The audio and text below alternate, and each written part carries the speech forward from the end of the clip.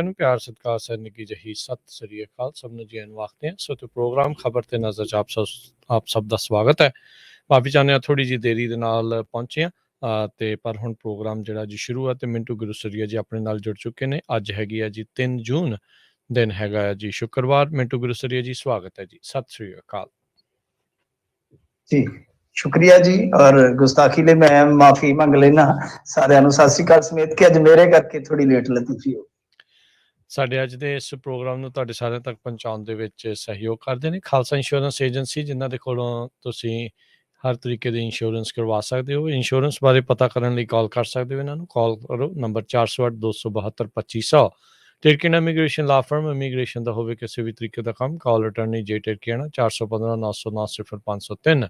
Krishna Dhanota university, Baljinder Singh Nijjar Woodland, Paramjit Kaur Rangi Vacaville, Harnek Singh Pabla Indian cuisine Renton Washington, Gurmeet Singh Dhian Kaur Samra Modesto, Jassi Gill plumbing ਵਾਲੇ, Dharam Singh Bakersfield, G and ਟਾਇਰਨ ਲੂਪ, ਜਿਨ੍ਹਾਂ ਦੇ ਕੋਲੋਂ ਤੁਸੀਂ truck wash, oil change, air brake ਦਾ ਕੰਮ ਕਰਵਾ ਸਕਦੇ ਹੋ। ਨਵੇਂ ਪੁਰਾਣੇ ਟਾਇਰ ਵਾਜਿਬ ਕੀਮਤਾਂ ਤੇ ਖਰੀਦ ਸਕਦੇ ਹੋ। ਸੈਂਟਾਨੈਲਾ ਮਡੇਰਾ 'ਚ ਲੋਕੇਸ਼ਨ ਨੇ। ਕਾਲ ਨੇ ਮਸੋਤਾ 209-277-0113। West Coast truck driving school Fresno ਵਧੀਆ ਢੰਗ ਦੇ ਨਾਲ ਟਰੱਕ ਚਲਾਉਣ ਦੀ ਸਿਖਲਾਈ ਦਿੰਦੇ ਹਨ। ਕਾਲ ਅਜੀਤ ਅਟਵਾਲ 5593744541 ਤੇ ਜ਼ੈਂਡਰ ਗਰੁੱਪ, ਜਿੱਥੋਂ ਤੁਸੀਂ ਹੋਮ ਲੋਨਸ, ਘਰ ਖਰੀਦਣ ਤੇ ਘਰ ਵੇਚਣ ਦੀਆਂ ਸਰਵਿਸਿਜ਼ ਲੈ ਸਕਦੇ ਹੋ। ਕਾਲ ਕਰੋ ਮੋਹਨ ਚੀਮਾ 8559042575 ਦੇ ਤੇ। ਇਹਨਾਂ ਸਾਰਿਆਂ ਦਾ ਧੰਨਵਾਦ। ਜੇਕਰ ਤੁਸੀਂ ਜਾਂ ਕੋਈ ਹੋਰ ਕਾਰੋਬਾਰ ਇਸ ਪ੍ਰੋਗਰਾਮ ਨੂੰ ਸਪਾਂਸਰ ਕਰਨਾ ਚਾਹੁੰਦੇ ਹੋ, ਸੰਪਰਕ ਕਰ ਸਕਦੇ ਹੋ ਨੰਬਰ 408-722-7698 ਦੇ ਉੱਤੇ। ਮਿੰਟੂ ਜੀ, ਗੱਲਬਾਤ ਦਾ ਸਿਲਸਿਲਾ ਸ਼ੁਰੂ ਕਰਦੇ ਜਾਈਏ। ਜਿਹੜਾ ਮੁੱਦਾ ਸਿੱਧੂ ਮੂਸੇਵਾਲੇ ਦੇ ਕਤਲ ਕਾਂਡ ਦਾ ਆ, ਉਹੀ ਚੌਂਚ ਫੇਰੇ ਜਿਹੜਾ ਉਹ ਚੱਲ ਰਿਹਾ ਹੈਗਾ ਆ।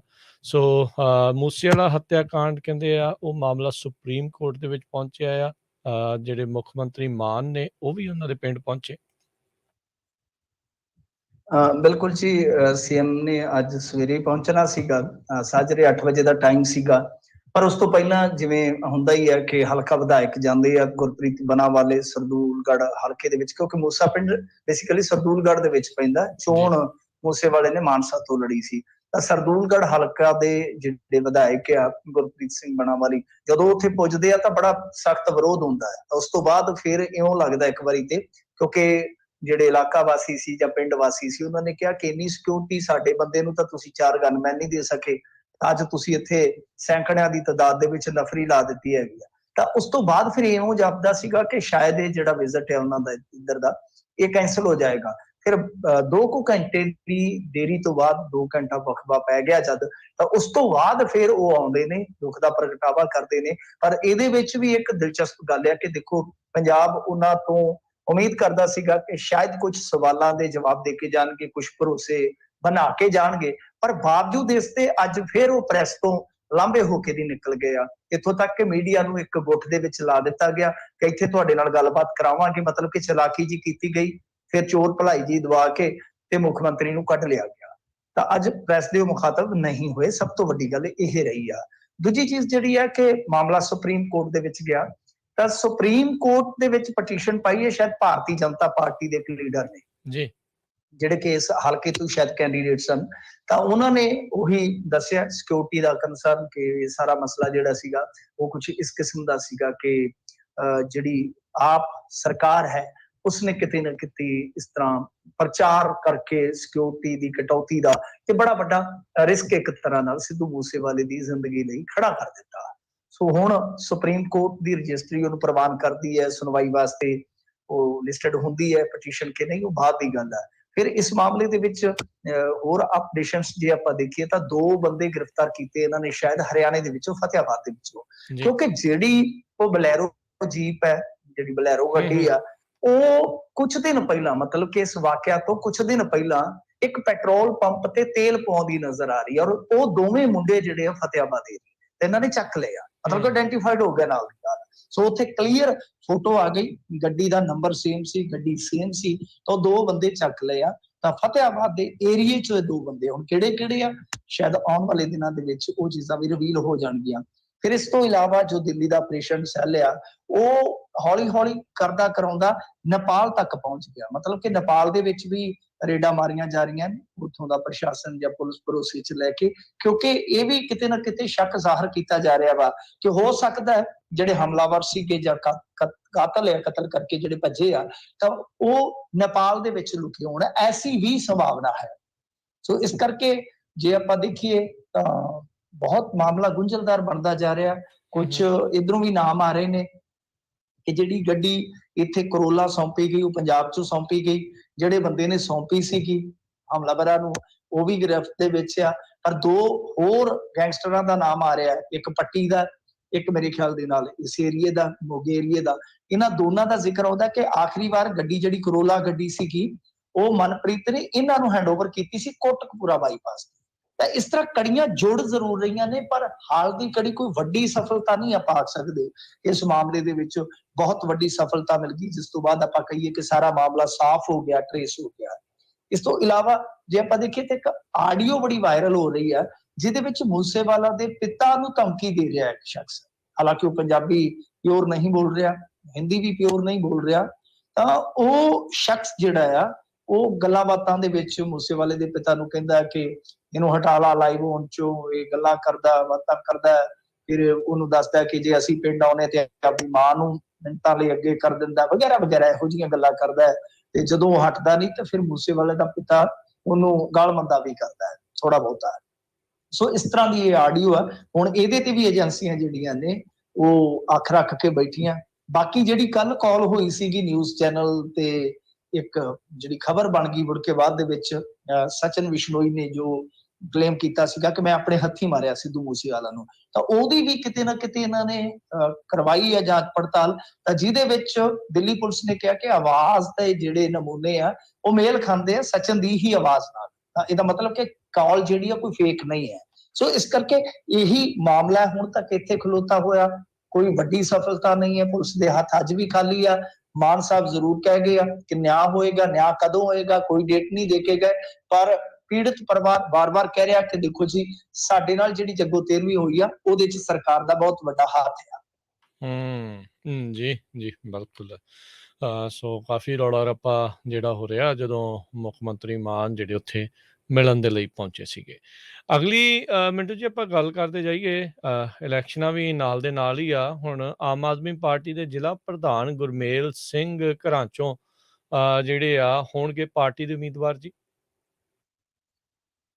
ਹਾਂਜੀ ਦੇਖੋ ਇਹਨਾਂ ਨੇ ਐਲਾਨ ਦਿੱਤਾ, ਔਰ ਗੱਲ ਇਹ ਸੀਗੀ ਕਿ ਜਿਸ ਤਰ੍ਹਾਂ ਕੁਝ ਕਿਆਫੇ ਲਾਏ ਜਾ ਰਹੇ ਸਨ ਕਿ ਭਗਵੰਤ ਮਾਨ ਜੀ ਦੇ ਭੈਣ ਜੀ ਉਮੀਦਵਾਰ ਹੋ ਸਕਦੇ ਆ, ਉਹ ਚੀਜ਼ਾਂ ਥੋੜੀਆਂ ਜਿਹੀਆਂ ਬਦਲੀਆਂ ਨੇ ਕਿਉਂਕਿ ਸਿੱਧੂ ਮੂਸੇਵਾਲਾ ਦੀ ਹੱਤਿਆ ਤੋਂ ਬਾਅਦ ਜਿਸ ਤਰ੍ਹਾਂ ਦਾ ਇੱਕ ਕਹਿ ਲਈਏ ਕਿ ਭਗਵੰਤ ਮਾਨ ਦੀ ਇਮੇਜ ਨੂੰ ਡੈਂਟ ਪਿਆ ਹੈ, ਉਹ ਮੇਰੇ ਖਿਆਲ ਦੇ ਨਾਲ ਕੋਈ ਸਧਾਰਨ ਨਹੀਂ ਹੈ। ਹਾਲ ਦੀ ਘੜੀ ਜਿਸ ਤਰ੍ਹਾਂ ਦਾ ਰੋਸ ਹੈ ਉਹ ਆਲ ਓਵਰ ਹੀ ਹੈ, ਐਸਾ ਨਹੀਂ ਹੈ।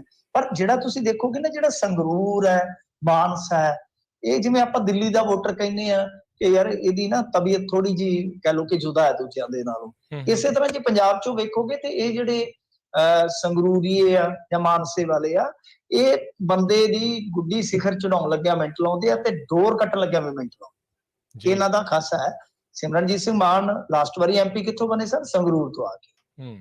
ਮਾਨਸਾ ਦੇ ਵਿੱਚ ਦੇਖ ਲਓ ਕਿ ਕਿੱਡੀਆਂ ਵੱਡੀਆਂ ਤੋਪਾਂ ਸੀਗੀਆਂ, ਮੁੱਦੇ ਮੂੰਹ ਡੇਗ ਦਿੱਤੀਆਂ ਕਿਹਨੇ? ਦੰਦਾਂ ਦੇ ਡਾਕਟਰ ਵਿਜੇ ਸਿੰਗਲਾ। ਸੋ ਇਹ ਆ ਮਤਲਬ ਕਿ ਮਾਨਸਾ ਵਾਲਿਆਂ ਦੀ ਜਾਂ ਸੰਗਰੂਰ ਵਾਲਿਆਂ ਦੀ ਖਾਸੀਅਤ। ਤਾਂ ਇਹ ਲੱਗਦਾ ਸੀਗਾ ਕਿ ਸ਼ਾਇਦ ਮਨਪ੍ਰੀਤ ਕੌਰ ਜੀ ਜਿਹੜੇ ਭੈਣ ਜੀ ਨੇ ਸੀਐਮ ਸਾਹਿਬ ਦੇ, ਤਾਂ ਉਹ ਨਹੀਂ ਆਉਣਗੇ ਮੈਦਾਨ 'ਚ, ਐਸਾ ਲੱਗ ਰਿਹਾ ਸੀ। ਕਿਉਂਕਿ ਇੱਕ ਵੈਸੇ ਪਾਰਟੀ ਦੇ ਵਿੱਚੋਂ ਵੀ ਅੰਤਰ ਵਿਰੋਧ ਸੀਗਾ ਕਿ ਐਸਾ ਨਹੀਂ ਹੋਣਾ ਚਾਹੀਦਾ, ਪਰਿਵਾਰਵਾਦ ਤੇ ਅੱਜ ਤੱਕ ਮਾਨ ਸਾਹਿਬ ਬੋਲਦੇ ਹੀ ਰਹੇ ਆ। ਇਸ ਤੋਂ ਇਲਾਵਾ ਜੇ ਤੁਸੀਂ ਦੇਖੋਗੇ ਤਾਂ ਵਿਰੋਧੀਆਂ ਨੇ ਵੀ ਬਹੁਤ ਮੁੱਦਾ ਚੁੱਕਣਾ ਸੀਗਾ, ਖਾਸ ਤੌਰ ਤੇ ਸਿੱਧੂ ਮੂਸੇਵਾਲੇ ਵਾਲਾ ਇਹ ਮਾਮਲਾ ਜਿਹੜਾ ਉਹ ਇਹਨਾਂ ਨੂੰ ਦੋਹਰਾ ਹੋ ਕੇ ਪੈਣਾ ਸੀਗਾ। ਹੁਣ ਜਿਹੜਾ ਇਹਨਾਂ ਦਾ ਉਮੀਦਵਾਰ ਮੈਦਾਨ 'ਚ ਉਤਰ ਗਿਆ, ਉਹਦੇ ਸਾਹਮਣੇ ਕਿਹੜੇ ਉਮੀਦਵਾਰ ਹੋਣਗੇ ਇਹਦੇ ਤੇ ਸਸਪੈਂਸ ਜ਼ਰੂਰ ਆ। ਜਿਹੜੇ ਭਾਈ ਰਾਜੋਆਣਾ ਦੇ ਭੈਣ ਜੀ ਆ, ਬੀਬੀ ਕਮਲਜੀਤ ਕੌਰ ਜੀ, ਕੱਲ ਉਹਨਾਂ ਨੇ ਕਿਹਾ ਸੀਗਾ ਕਿ ਅਸੀਂ ਸਲਾਹ ਮਸ਼ਵਰਾ ਕਰਾਂਗੇ ਵੀਰ ਜੀ ਦੇ ਨਾਲ, ਤਾਂ ਅੱਜ ਉਹਨਾਂ ਨੇ ਜਵਾਬ ਦੇ ਦਿੱਤਾ। ਕੱਲ ਉਹ ਕਹਿੰਦੇ ਸਨ ਕਿ ਵੀਰ ਜੀ ਨਾਲ ਸਲਾਹ ਮਸ਼ਵਰਾ ਕਰਕੇ ਦੱਸਦੇ ਆ, ਅੱਜ ਉਹ ਕਹਿੰਦੇ ਕਿ ਨਹੀਂ ਘਰੇਲੂ ਕੁਝ ਕੰਮ ਨੇ, ਘਰੇਲੂ ਰੁਝੇਵਿਆਂ ਕਰਕੇ ਅਸੀਂ ਇਹ ਚੋਣ ਨਹੀਂ ਲੜ ਸਕਦੇ। ਤਾਂ ਇਹ ਸ਼ਾਇਦ ਮੇਰੇ ਖਿਆਲ ਦੇ ਨਾਲ ਇੱਕ ਵੱਡਾ ਝਟਕਾ ਹੈ ਜੋ ਪੰਥਕ ਏਕਤਾ ਬਾਰੇ ਸੋਚਦੇ ਸਨ ਕੁਝ ਸੱਜਣ। ਇਸ ਤੋਂ ਇਲਾਵਾ ਜੇ ਵੇਖੀਏ ਤਾਂ ਅੱਜ ਰਾਜਾ ਵੜਿੰਗ ਨੇ ਵੀ ਇੱਕ ਬੜੀ ਇੰਟਰਸਟਿੰਗ ਜੀ ਸਟੇਟਮੈਂਟ ਦਿੱਤੀ ਆ। ਤਾਂ ਉਹ ਹੂੰ ਕਹਿੰਦੇ ਆ ਕਿ ਜੇਕਰ ਸਾਰੀਆਂ ਪਾਰਟੀਆਂ ਚਾਹਣ ਤਾਂ ਮੂਸੇਵਾਲੇ ਦੇ ਪਿਤਾ ਨੂੰ ਸਾਂਝਾ ਉਮੀਦਵਾਰ ਉਤਾਰਿਆ ਜਾਵੇ, ਇਹ ਹੂੰ ਮੂਸੇਵਾਲੇ ਨੂੰ ਸ਼ਰਧਾਂਜਲੀ ਹੋਈ। ਮਤਲਬ ਕਿ ਉਧਰ ਪੰਥਕ ਧਿਰਾਂ ਇਹ ਸੋਚ ਰਹੀਆਂ ਕਿ ਸਾਂਝਾ ਉਮੀਦਵਾਰ ਐਲਾਨ ਕੀ, ਚਾਹੇ ਕੋਈ ਬੰਦੀ ਸਿੰਘ ਹੋਵੇ, ਚਾਹੇ ਬੰਦੀ ਸਿੰਘ ਦਾ ਕੋਈ ਘਰ ਦਾ ਜੀ, ਟੱਬਰ ਦਾ ਜੀ ਹੋਵੇ। ਤਾਂ ਇੱਧਰ ਮਾਨ ਸਾਹਿਬ ਕਹਿੰਦੇ ਕਿ ਇੱਧਰ ਜਾਣ ਦੀ ਲੋੜ ਹੈ, ਪੰਥ ਇੱਧਰ ਹੀ ਆ ਜਾਵੇ ਕਿਉਂਕਿ ਆਪਾਂ ਪਹਿਲਾਂ ਹੀ ਮੈਦਾਨ 'ਚ ਆ। ਤਾਂ ਇੱਧਰ ਰਾਜਾ ਵੜਿੰਗ ਵੀ ਵੇਖੋ ਸਿਵਾ ਤੇ ਹਲੇ ਠੰਡਾ ਨਹੀਂ ਹੋਇਆ, ਇਹ ਪਹਿਲਾਂ ਹੀ ਲੱਗ ਪਏ ਆ। ਤੁਹਾਨੂੰ ਪਤਾ ਰਾਜਨੀਤਿਕ ਜੋੜ ਤੋੜ ਐਸੀ ਹੁੰਦੇ ਆ। ਉਹ ਕਹਿ ਰਹੇ ਆ ਕਿ ਸਾਂਝੀ ਇੱਕ ਬਣਾ ਕੇ ਸਹਿਮਤੀ ਤੇ ਜਿਹੜੀਆਂ ਸਿਆਸੀ ਤਨਜ਼ੀਮਾਂ ਨੇ ਉਹ ਇੱਕੋ ਉਮੀਦਵਾਰ ਉਤਾਰ।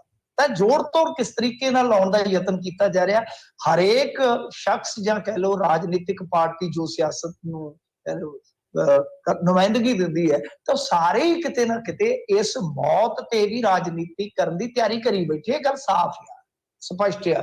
ਪਰ ਦੂਸਰੇ ਪਾਸੇ ਪੰਥਕ ਧਿਰਾਂ ਦੀਆਂ ਜੋ ਕੋਸ਼ਿਸ਼ਾਂ ਸੀਗੀਆਂ, ਤਾਂ ਮੇਰੇ ਖਿਆਲ ਦੇ ਨਾਲ ਇਹ ਮੈਨੂੰ ਲੱਗਦਾ ਹੈ ਕਿ ਕੁਝ ਇਹਦੇ ਤੇ ਥਿੰਕ ਕੀਤਾ ਗਿਆ ਡੀਪਲੀ, ਕਿਉਂਕਿ ਐਸਾ ਇੱਕ ਮੈਸੇਜ ਜਾਣਾ ਹੀ ਸੀਗਾ ਕਿ ਜੇ ਬੀਬੀ ਕਮਲਜੀਤ ਕੌਰ ਉਤਰਦੇ ਵੀ ਮੈਦਾਨ ਦੇ ਵਿੱਚ, ਤਾਂ ਮੈਨੂੰ ਲੱਗਦਾ ਕਿ ਉਹ ਅਕਾਲੀ ਦਲ ਬਾਦਲ ਦੇ ਧੜੇ 'ਚ ਗਿਣੇ ਜਾਣੇ ਸੀਗੇ। ਤਾਂ ਉੱਥੇ ਵੀ ਪੰਥਕ ਵਖਰੇਵਾਂ ਹੋ ਜਾਣਾ ਸੀਗਾ। ਤੇ ਆਪਾਂ ਨੂੰ ਵੀ ਪਤਾ ਕਿਉਂਕਿ ਰਾਜਵਾੜਾ ਕਿਹਨੂੰ ਸਪੋਰਟ ਕਰਦੇ ਸਨ। ਖੈਰ ਹੁਣ ਦੇਖਦੇ ਹਾਂ, ਉਮੀਦਵਾਰਾਂ ਦਾ ਐਲਾਨ ਹੋਏਗਾ, ਇਧਰੋਂ ਭੋਗ ਪਵੇਗਾ ਸਿੱਧੂ ਮੂਸੇਵਾਲੇ ਦਾ, ਤਾਂ ਫਿਰ ਪਤਾ ਲੱਗੇਗਾ ਕਿ ਇਸ ਦੌੜ ਦੇ ਵਿੱਚ ਦੌੜ ਜਿਹੜੀ ਹੈ ਉਹ ਕਿਸ ਤਰ੍ਹਾਂ ਦੌੜੀ ਜਾਏਗੀ, ਕੌਣ ਅੱਗੇ ਉਹ ਰਹਿ ਸਕਦਾ, ਕੌਣ ਇਹਦੇ ਵਿੱਚ ਪਿੱਛੇ ਰਹਿ ਸਕਦਾ ਹੈ। ਜੀ ਜੀ ਬਿਲਕੁਲ। ਅਗਲੀ ਗੱਲ ਕਰੀਏ, ਬਲਬੀਰ ਸਿੰਘ ਸੀਚੇਵਾਲ, ਵਿਕਰਮਜੀਤ ਸਿੰਘ ਸਾਹਨੀ ਨੂੰ ਰਾਜ ਸਭਾ ਮੈਂਬਰ ਕੀਤਾ ਗਿਆ ਘੋਸ਼ਿਤ। ਦੇਖੋ ਘੋਸ਼ਿਤ ਹੋ ਜਾਣਾ ਸੀ, ਐਲਾਨ ਹੋ ਹੀ ਜਾਣਾ ਸੀਗਾ। ਵੈਸੇ ਮੈਂ ਹੈਰਾਨ ਆ, ਮੈਂ ਕਹਿੰਦਾ ਕਿ ਇੱਕ ਅੱਧਾ ਕੋਈ ਉਮੀਦਵਾਰ ਐਸਾ ਆਜ਼ਾਦ ਜਿਹੜਾ ਉਹ ਤੰਬੂ ਮੇ ਬੰਬੂ ਫਸਾ ਦਿੰਦਾ, ਜਿਹੜਾ ਕੋਈ ਬੁੱਧੀਜੀਵੀ ਹੁੰਦਾ, ਪੂਰੇ ਪੰਜਾਬ ਨੂੰ ਪ੍ਰਵਾਨ ਹੁੰਦਾ, ਥੋੜਾ ਜਿਹਾ ਇਮਤਿਹਾਨ ਤੇ ਲਿਆ ਜਾਂਦਾ ਨਾ ਕਿ 92 ਜਿਹੜੇ ਸੱਜਣ ਚੁਣ ਕੇ ਭੇਜੇ ਆ ਪੰਜਾਬੀਆਂ ਨੇ, ਉਹਨਾਂ ਚੋਂ ਕਿਹੜਾ ਕੋਈ ਸਟੈਂਡ ਲੈਂਦਾ ਕਿਸੇ ਦੇ ਹੱਕ ਦੇ ਵਿੱਚ ਜੀ, ਜਾਂ ਦੂਸਰੇ ਜਿਹੜੇ ਵਿਧਾਨ ਸਭਾ ਮੈਂਬਰ, ਰਾਜ ਸਭਾ ਮੈਂਬਰ ਵਾਸਤੇ VOTING ਕਰਦੇ। ਤਾਂ ਜ਼ਰੂਰ ਟੈਸਟ ਲੈਣਾ ਚਾਹੀਦਾ ਸੀ। ਇੱਥੇ ਤਾਂ ਕੁਝ ਵੀ ਨਹੀਂ ਹੋਇਆ ਕਿਉਂਕਿ ਦੂਜੀਆਂ ਪਾਰਟੀਆਂ ਤੇ ਉਸ ਪੋਜੀਸ਼ਨ ਦੇ ਵਿੱਚ ਹੀ ਨਹੀਂ ਸੀ ਕਿ ਕਿਸੇ ਕਿਸਮ ਦੀ ਕੋਈ ਲੜਾਈ ਦੇ ਸਕਦੀਆਂ। ਤਾਂ ਮੇਰੇ ਖਿਆਲ ਦੇ ਨਾਲ ਜਿਵੇਂ ਹਰਿਆਣੇ 'ਚ ਹੋਇਆ, ਉੱਥੇ ਇੱਕ ਪੱਕਾ ਸੀਗਾ, ਤੀਜਾ ਆ ਗਿਆ ਆਜ਼ਾਦ। ਉਹਨੇ ਕਿਹਾ ਕਿੱਧਰ ਆਓ, ਹੁਣ ਨਾਲ ਦੀ ਨਾਲ ਉਹਨਾਂ ਬੱਸ 'ਚ ਲੱਦੇ, ਇਸ ਤਰ੍ਹਾਂ ਜਿਵੇਂ ਮਤਲਬ ਕਿ ਸਵਾਰੀਆਂ ਭਰੀ ਦੀਆਂ, ਜਿੰਨੀਆਂ ਚੜ੍ਹ ਹੁੰਦੀਆਂ ਚੜ੍ਹ ਜਾਓ। ਤਾਂ ਇਸ ਤਰ੍ਹਾਂ ਉਹ ਛੱਤੀਸਗੜ੍ਹ ਨੂੰ ਲੈ ਗਏ ਨੇ ਸਾਰੇ ਭਜਾ ਕੇ ਕਾਂਗਰਸੀ, ਕਿਉਂਕਿ 31 ਚਾਹੀਦੇ ਸੀ, 31 ਉਹਨਾਂ ਕੋਲ ਲੈ ਗਏ ਨੇ, ਪਰ ਤਿੰਨ ਖਫਾ ਦੇ ਨਾਲ ਨਹੀਂ ਆਏ। 28 'ਚ ਇਉਂ ਲੱਗਦਾ ਕਿ ਕੁਛ ਭੱਜ ਜਾਣਗੇ। ਉਧਰ ਵੀ ਆਹ ਹਾਲ ਬਣਿਆ ਪਿਆ, ਪਰ ਪੰਜਾਬ ਦੇ ਵਿੱਚ ਬਚਾ ਰਿਹਾ। ਖੈਰ ਚਲੋ ਇਹ ਸੋਚ ਹੁੰਦੀ ਹੈ, ਪਰ ਮੈਂ ਸੋਚਦਾ ਕਿ ਪੰਜਾਬ ਦੇ ਵਿੱਚ ਐਸਾ ਕਿਉਂ ਨਹੀਂ ਹੋਇਆ। ਸ਼ਾਇਦ ਉਹਦਾ ਕਾਰਨ ਇਹ ਆ, ਸਾਰਿਆਂ ਨੂੰ ਪਤਾ ਕਿ ਹੋਣਾ ਕੀ ਹੈ, ਰਿਜ਼ਲਟ ਕੀ ਨਿਕਲੇਗਾ, ਕਿਉਂਕਿ ਇੱਥੇ ਹੁਣ ਵਿਰੋਧ ਜਿਹੜਾ ਆਪਣੀ ਪਾਰਟੀ ਦਾ ਤੇ ਹੁੰਦਾ ਹੀ ਨਹੀਂ ਬਿਲਕੁਲ, ਖਾਸ ਤੌਰ ਤੇ ਦਿੱਲੀ ਦੇ ਆਰਡਰਾਂ ਦਾ। ਤੇ ਇਹਦੇ ਵਿੱਚ ਹੁਣ ਸਾਫ਼ ਸੀ, ਸਪਸ਼ਟ ਸੀ, 40 ਵੋਟਾਂ ਚਾਹੀਦੀਆਂ ਸਨ, ਮਤਲਬ ਕਿ 40 MLA ਚਾਹੀਦੇ ਸਨ ਇੱਕ ਉਮੀਦਵਾਰ ਨੂੰ। 40 + 40 ਕਿੰਨੇ ਹੋ ਗਏ? 80 ਵੋਟ ਸਿਰਫ ਆਮ ਆਦਮੀ ਪਾਰਟੀ ਕੋਲ ਸਨ, ਕਿਸੇ ਹੋਰ ਪਾਰਟੀ ਕੋਲ ਨਹੀਂ ਸੀ। ਇਹਨਾਂ ਜਾਣਾ ਹੀ ਜਾਣਾ ਸੀ। ਚਲੋ ਸੱਤਾ ਦੇ ਵਿੱਚ ਆਮ ਆਦਮੀ ਪਾਰਟੀ ਹੈ, ਸੱਤਾ ਵਿੱਚ ਰਹਿਣ ਵਾਲੀ ਪਾਰਟੀ ਦਾ ਸੱਤਾ ਪੂਰਾ ਹੋ ਗਿਆ, ਸੱਤਾ ਤੇ ਸੱਤਾ।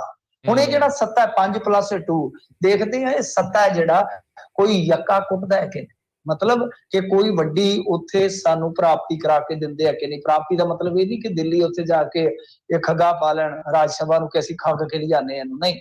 ਮਤਲਬ ਇਹ ਆ ਕਿ ਜਿੱਥੇ ਜ਼ਰੂਰਤ ਪਵੇਗੀ ਕੀ ਪੰਜਾਬ ਵਾਸਤੇ ਸਟੈਂਡ ਲੈਣਗੇ। ਹੁਣ ਤਾਂ ਸਭ ਕੁਝ ਹੈ ਨਾ, ਹੁਣ ਤਾਂ ਇਹਨਾਂ ਦੀ ਮਨ ਮਰਜ਼ੀ ਦੇ ਨਾਲ ਚੁਣੇ ਗਏ ਨੇ, ਹੁਣ ਤਾਂ ਸਾਰਾ ਕੁਝ ਇਹਨਾਂ ਦੀ ਮਰਜ਼ੀ ਦੇ ਮੁਤਾਬਕ ਹੋਇਆ। ਕੀ ਪੰਜਾਬ ਲਈ ਇਹਨਾਂ ਸੱਤਾ ਚੋਂ ਜਦੋਂ ਕਿਤੇ ਅੜਨ ਦਾ ਵੇਲਾ ਆਇਆ ਅੜ ਕੇ ਦਿਖਾਏਗਾ? ਇਹ ਵੱਡਾ ਸਵਾਲ ਰਹੇਗਾ। ਜੀ ਜੀ ਬਿਲਕੁਲ, ਇਹ ਤਾਂ ਰਹਿਣਾ ਹੀ ਹੈ ਜੀ ਸਵਾਲ। ਤੇ ਅਗਲੀ ਜਿਹੜੀ ਗੱਲ ਕਰੀਏ, ਨਾਭਾ ਜੇਲ੍ਹ ਦੇ ਸਹਾਇਕ ਸੁਪਰੀਡੈਂਟੈਂਟ ਤੇ 2 ਲੱਖ ਰੁਪਏ ਰਿਸ਼ਵਤ ਲੈਣ ਕਾਰਨ ਹੋਇਆ ਮਾਮਲਾ ਦਰਜ। ਦੇਖੋ ਜਿੱਥੇ ਇਸ ਤਰ੍ਹਾਂ ਦਾ ਹਾਲ ਚੱਲਦਾ ਹੋਵੇ ਕਿ ਕਰਪਸ਼ਨ ਫ੍ਰੀ ਹੋ ਗਿਆ ਜੀ, ਕਰਪਸ਼ਨ ਮੁਕਤ ਹੋ ਗਿਆ ਜੀ, ਹੈਲਪਲਾਈਨ ਤੇ ਸਭ ਕੁਝ ਹੱਲ ਹੋ ਗਿਆ ਜੀ, ਉੱਥੇ ਉਸ ਦੌਰ ਦੇ ਵਿੱਚ ਜਿੱਥੇ ਕਹਿ ਲੋ ਕਿ ਅੰਨੀ ਮੱਚੀ ਹੋਈ ਆ, ਜੇਲ੍ਹਾਂ ਤੋਂ ਲੋਕ ਕਹਿ ਲੋ ਕਿ ਤਰਾਈ ਕਰਦੇ ਪਏ ਆ, ਐਡੇ ਹਾਈ ਪ੍ਰੋਫਾਈਲ ਕਤਲ ਕਾਂਡ ਦੀਆਂ ਤਾਰਾਂ ਜੇਲ੍ਹਾਂ ਨਾਲ ਜੁੜ ਰਹੀਆਂ। ਤਾਂ ਉਸ ਸਮੇਂ ਦੇ ਦੌਰਾਨ ਇਹ ਖਬਰ ਆ ਜਾਣੀ ਕਿ ਨਾਭਾ ਜੇਲ੍ਹ ਦਾ ਡਿਪਟੀ ਸੁਪਰੀਡੈਂਟ 2 ਲੱਖ ਰੁਪਈਆ ਰਿਸ਼ਵਤ ਲੈਣ ਕਰਕੇ ਨਾਮਜ਼ਦ ਹੋਇਆ, ਕਮਾਲ ਦੀ ਗੱਲ ਹੈ। ਤੇ ਜਿੱਥੇ ਇਹ ਸਾਰਾ ਕੁਝ ਚੱਲਦਾ ਹੈ। ਹੁਣ ਆ ਪਿਛਲੇ ਦਿਨੀ ਜੇ ਆਪਾਂ ਦੇਖੀਏ ਤਾਂ ਮਾਨ ਸਾਹਿਬ ਨੇ ਇੱਕ ਪੀਸੀ ਕੀਤੀ ਸੀ ਕਿ 710 ਮੋਬਾਈਲ ਫੜੇ ਆ। ਤੁਸੀਂ 710 ਛੱਡੋ, ਇੱਥੇ 1700 ਆ ਜਾਣਗੇ। 1700 ਆ ਜਾਣਗੇ ਕਿਉਂਕਿ ਇਹੋ ਜਿਹੇ ਸਲੱਗ ਤੇ ਬੈਠੇ ਨੇ ਤੁਹਾਡੇ ਕੋਲ। ਇਹੋ ਜਿਹੇ ਹੋਣਹਾਰ ਸਰਕਾਰ ਦੇ ਜਿਹੜੇ ਬੱਚੇ ਆ, ਉਹ ਕਿਤੇ ਕੈਦੀਆਂ ਨੂੰ ਭੁੱਖੇ ਮਰਨ ਦਿੰਦੇ ਕਿਸੇ ਚੀਜ਼ ਤੋਂ। ਜਰਦਾ ਵੀ ਕੱਲਣਗੇ, ਬੀੜੀਆਂ ਵੀ ਕੱਲਣਗੇ, ਮੋਬਾਈਲ ਵੀ ਕੱਲਣਗੇ, ਸ਼ਰਾਬ ਵੀ ਕੱਲਣਗੇ, ਜੋ ਕੱਲ ਸਕਦੇ ਕੱਲਣਗੇ। ਉਹ ਸੇਵਾ 'ਚ ਹਾਜ਼ਰ ਨੇ, ਉਹ ਖਿਦਮਤਦਾਰ ਨੇ ਇਹਨਾਂ। ਸੋ ਇਹ ਗੱਲਾਂ ਹੁੰਦੀਆਂ ਤਾਂ ਕੋਈ ਆਸ ਨਹੀਂ ਰੱਖੀ ਜਾ ਸਕਦੀ ਹਾਲ ਦੀ ਘੜੀ ਕਿ ਜੇਲ੍ਹਾਂ ਦੇ ਵਿੱਚੋਂ ਚੱਲਦੇ ਇਸ ਤਰ੍ਹਾਂ ਦੇ ਨੈਕਸਸ ਨੂੰ, ਜਿਹੜਾ ਕਿ ਪੁਲਿਸ, ਪੋਲੀਟੀਸ਼ੀਅਨ ਤੇ ਜਿਹੜੇ ਪ੍ਰਿਜ਼ਨਰ ਤਿੰਨੇ ਪੀ ਵਾਲੇ ਆ ਗਏ, ਕਿ ਇਹਨਾਂ ਨੂੰ ਤੋੜ ਸਕਿਆ। ਹਾਲ ਦੀ ਘੜੀ ਕੋਈ ਉਮੀਦ ਨਜ਼ਰ ਨਹੀਂ ਆ ਰਹੀ। ਪਰ ਇਹ ਮੈਨੂੰ ਬੜੀ ਹੈਰਾਨਗੀ ਹੁੰਦੀ ਹੈ ਕਿ ਇਸ ਦੌਰ ਦੇ ਵਿੱਚ ਕੋਈ 2 ਲੱਖ ਦੀ ਰਿਸ਼ਵਤ ਮਾਟ ਰਿਹਾ ਸੀਗਾ। ਔਰ ਇੱਕ ਚੀਜ਼ ਜਿਹੜੀ ਹੁਣ ਥੋੜੀ ਜਿਹੀ ਅੱਜ ਵੱਖਰੀ ਹੋਈ ਆ, ਉਹ ਇਹ ਆ ਕਿ ਜਦੋਂ ਸਰਕਾਰ ਨੂੰ ਲੱਗਿਆ ਕਿ ਜੇਲ੍ਹਾਂ ਦਾ ਸੁਧਾਰ ਸਾਡੇ ਵੱਸ ਦੀ ਗੱਲ ਨਹੀਂ, ਛੱਡ ਰਹਿਣ ਦੇ ਜਿੰਦੜੀਏ ਇਸ਼ਕ ਤੇਰੇ ਵੱਸ ਦਾ ਨਹੀਂ, ਤਾਂ ਹੁਣ ਇਹਨਾਂ ਨੇ ਕੀ ਕੀਤਾ ਹੈ ਕਿ ਹਰਪ੍ਰੀਤ ਸਿੰਘ ਸਿੱਧੂ ਨੂੰ ਐਡੀਸ਼ਨਲ ਚਾਰਜ ਦੇ ਦਿੱਤਾ ਜੇਲ੍ਹਾਂ ਦਾ। ਇਹ ਵੱਡੀ ਖਬਰ ਹੈ, ਅੱਜ ਦੀ ਬਹੁਤ ਵੱਡੀ ਖਬਰ ਹੈ, ਜਿਹੜੀ ਹੋਰ ਖਬਰਾਂ ਦੇ ਥੱਲੇ ਦਬ ਗਈ ਆ ਕਿ ਹਰਪ੍ਰੀਤ ਸਿੱਧੂ ਜਿਹੜੇ ਐਸਟੀਐਫ ਦੇ ਮੁਖੀ ਹੁੰਦੇ ਸੀ, ਤੁਹਾਨੂੰ ਯਾਦ ਹੋਣਾ ਹੈ, ਮਜੀਠੀਆ ਨੇ ਜਾ ਕੇ ਧਾ ਮਾਰੀ ਸੀ ਕੋਰਟ ਦੇ ਵਿੱਚ ਕਿ ਮੇਰਾ ਰਿਸ਼ਤੇਦਾਰ ਮੇਰੇ ਉਲਟ ਚੱਲਦਾ ਮੇਰੇ। ਉਹੀ ਹਰਪ੍ਰੀਤ ਸਿੱਧੂ ਆ ਰਿਹਾ ਹੈ, ਜੇਲ੍ਹਾਂ ਦੀ ਚਾਬੀ ਫੜਾ ਦਿੱਤੀ ਗਈ ਹੈ ਸਿੱਧੂ ਨੂੰ। ਹੁਣ ਸਿੱਧੂ ਸਿੱਧਿਆਂ ਕਰਦਾ ਕਿ ਨਹੀਂ ਮਸਲੇ ਨੂੰ, ਇਹ ਦੇਖਦੇ ਆ। ਤਾਂ ਚਾਬੀ ਜਿਹੜੀ ਆ, ਚਾਬੀਆਂ ਦਾ ਗੁੱਛਾ ਪਹੁੰਚ ਗਿਆ ਅੱਜ ਹਰਪ੍ਰੀਤ ਸਿੰਘ ਸਿੱਧੂ ਕੋਲ।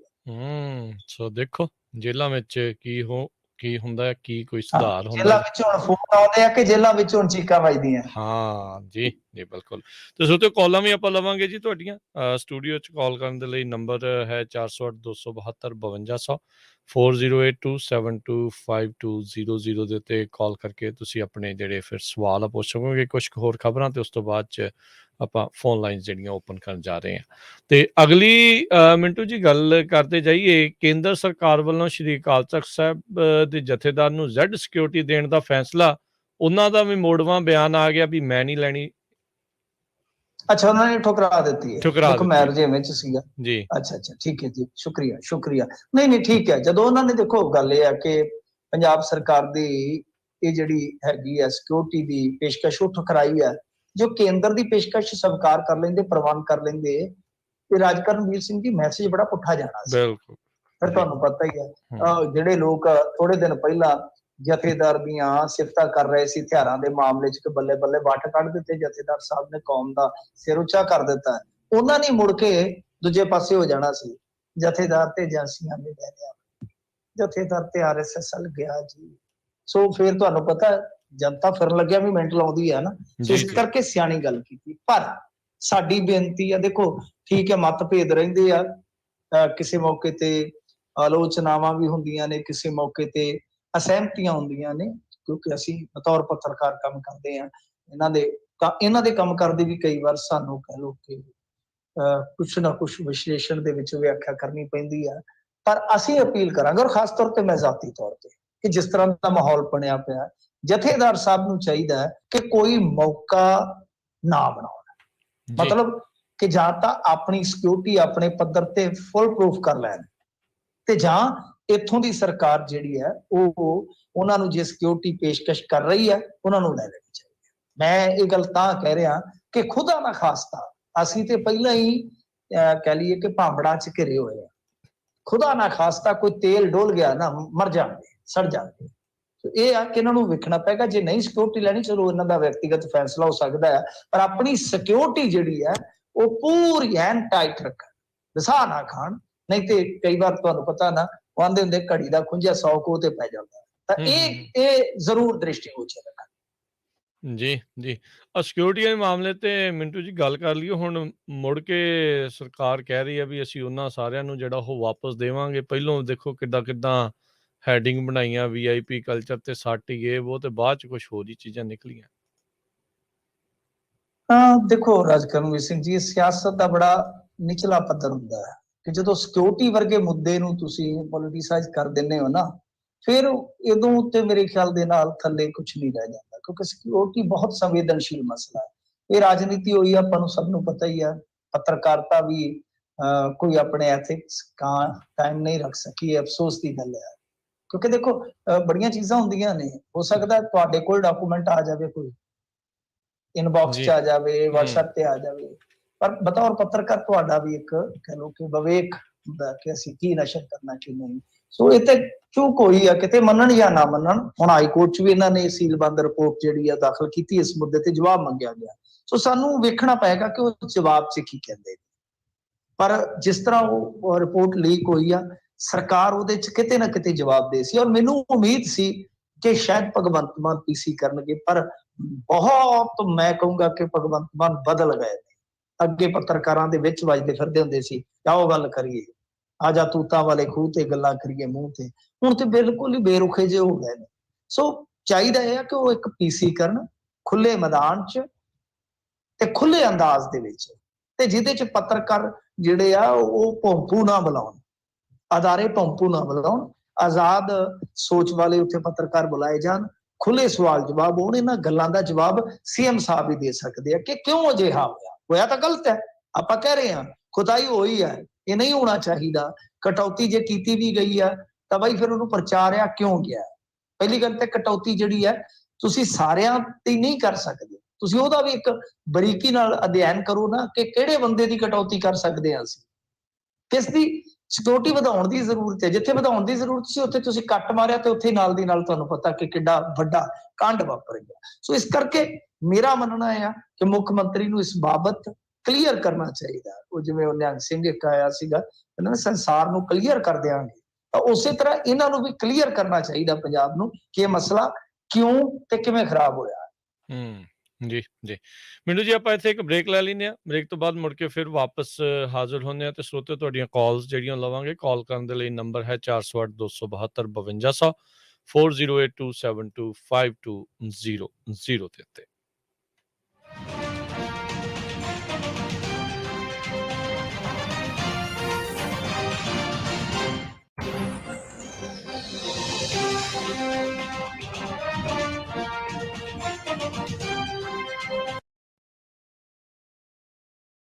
ਤੁਸੀਂ ਸੁਣ ਰਹੇ ਹੋ Punjabi radio USA, KWRU Fresno 1300 AM, KLHC Bakersfield 1350 AM, KOBO Yuba City 1450 AM, KIID Sacramento 1470 AM, KCVR Lodi Stockton 1570 AM।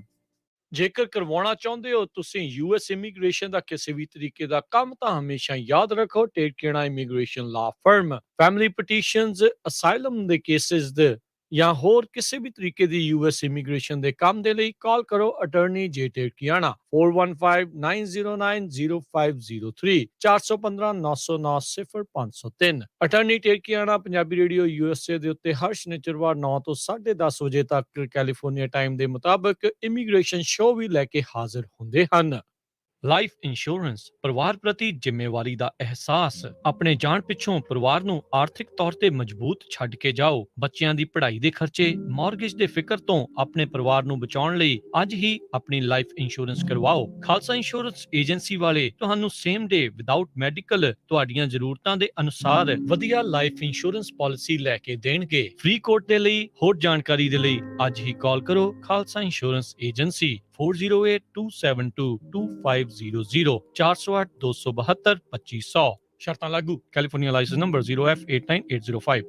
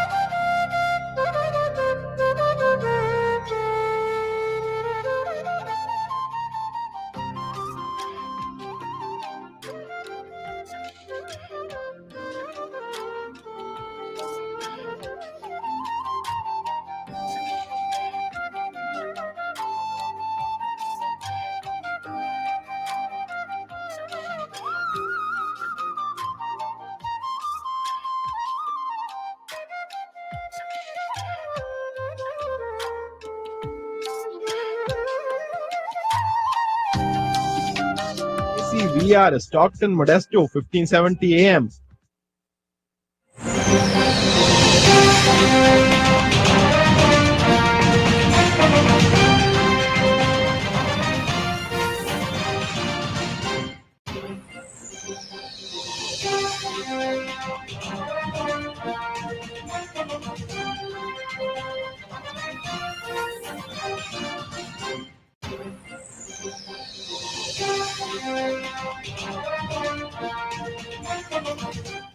Punjabi radio USA ਸੁਣ ਰਹੇ ਸਾਰੇ ਹੀ ਮਾਣਯੋਗ ਅਤੇ ਸਤਿਕਾਰ ਸਰੋਤਿਆਂ ਨੂੰ ਇੱਕ ਵਾਰੀ ਫੇਰ ਨਿੱਕੀ ਜੀ ਆਇਆਂ ਨੂੰ ਸਭ ਦਾ ਸਵਾਗਤ ਹੈ। ਮਿੰਟੂ ਗੁਰੂਸਰੇ ਜੀ ਆਪਣੇ ਨਾਲ ਜੁੜੇ ਹੋਏ ਨੇ। ਮਿੰਟੂ ਜੀ ਆਇਆਂ ਨੂੰ ਸਵਾਗਤ ਹੈ ਜੀ ਇੱਕ ਵਾਰੀ ਫੇਰ। ਸਤਿ ਸ਼੍ਰੀ ਅਕਾਲ ਜੀ।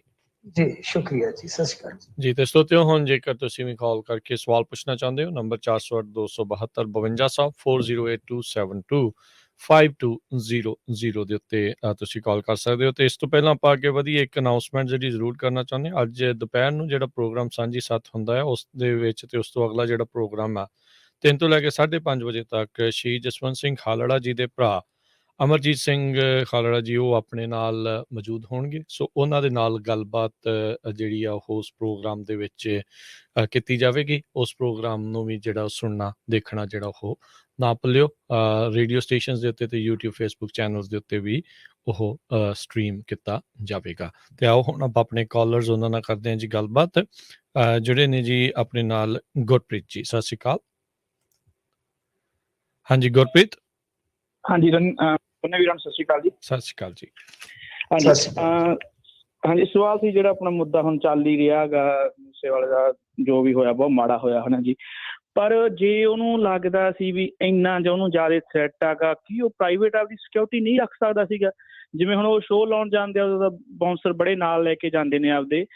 ਉਹ ਸਰਕਾਰ ਹੁਣ ਜਿਵੇਂ ਇੱਥੇ ਹੁਣ ਮੰਨ ਲਓ ਅਸੀਂ ਨਗਰ ਕੀਰਤਨ ਵੀ ਕਰਦੇ ਹਾਂ ਹੈ ਨਾ, ਸਾਨੂੰ ਉਹਦਾ ਪੁਲਿਸ ਦਾ ਪੇ ਕਰਨਾ ਪੈਂਦਾ।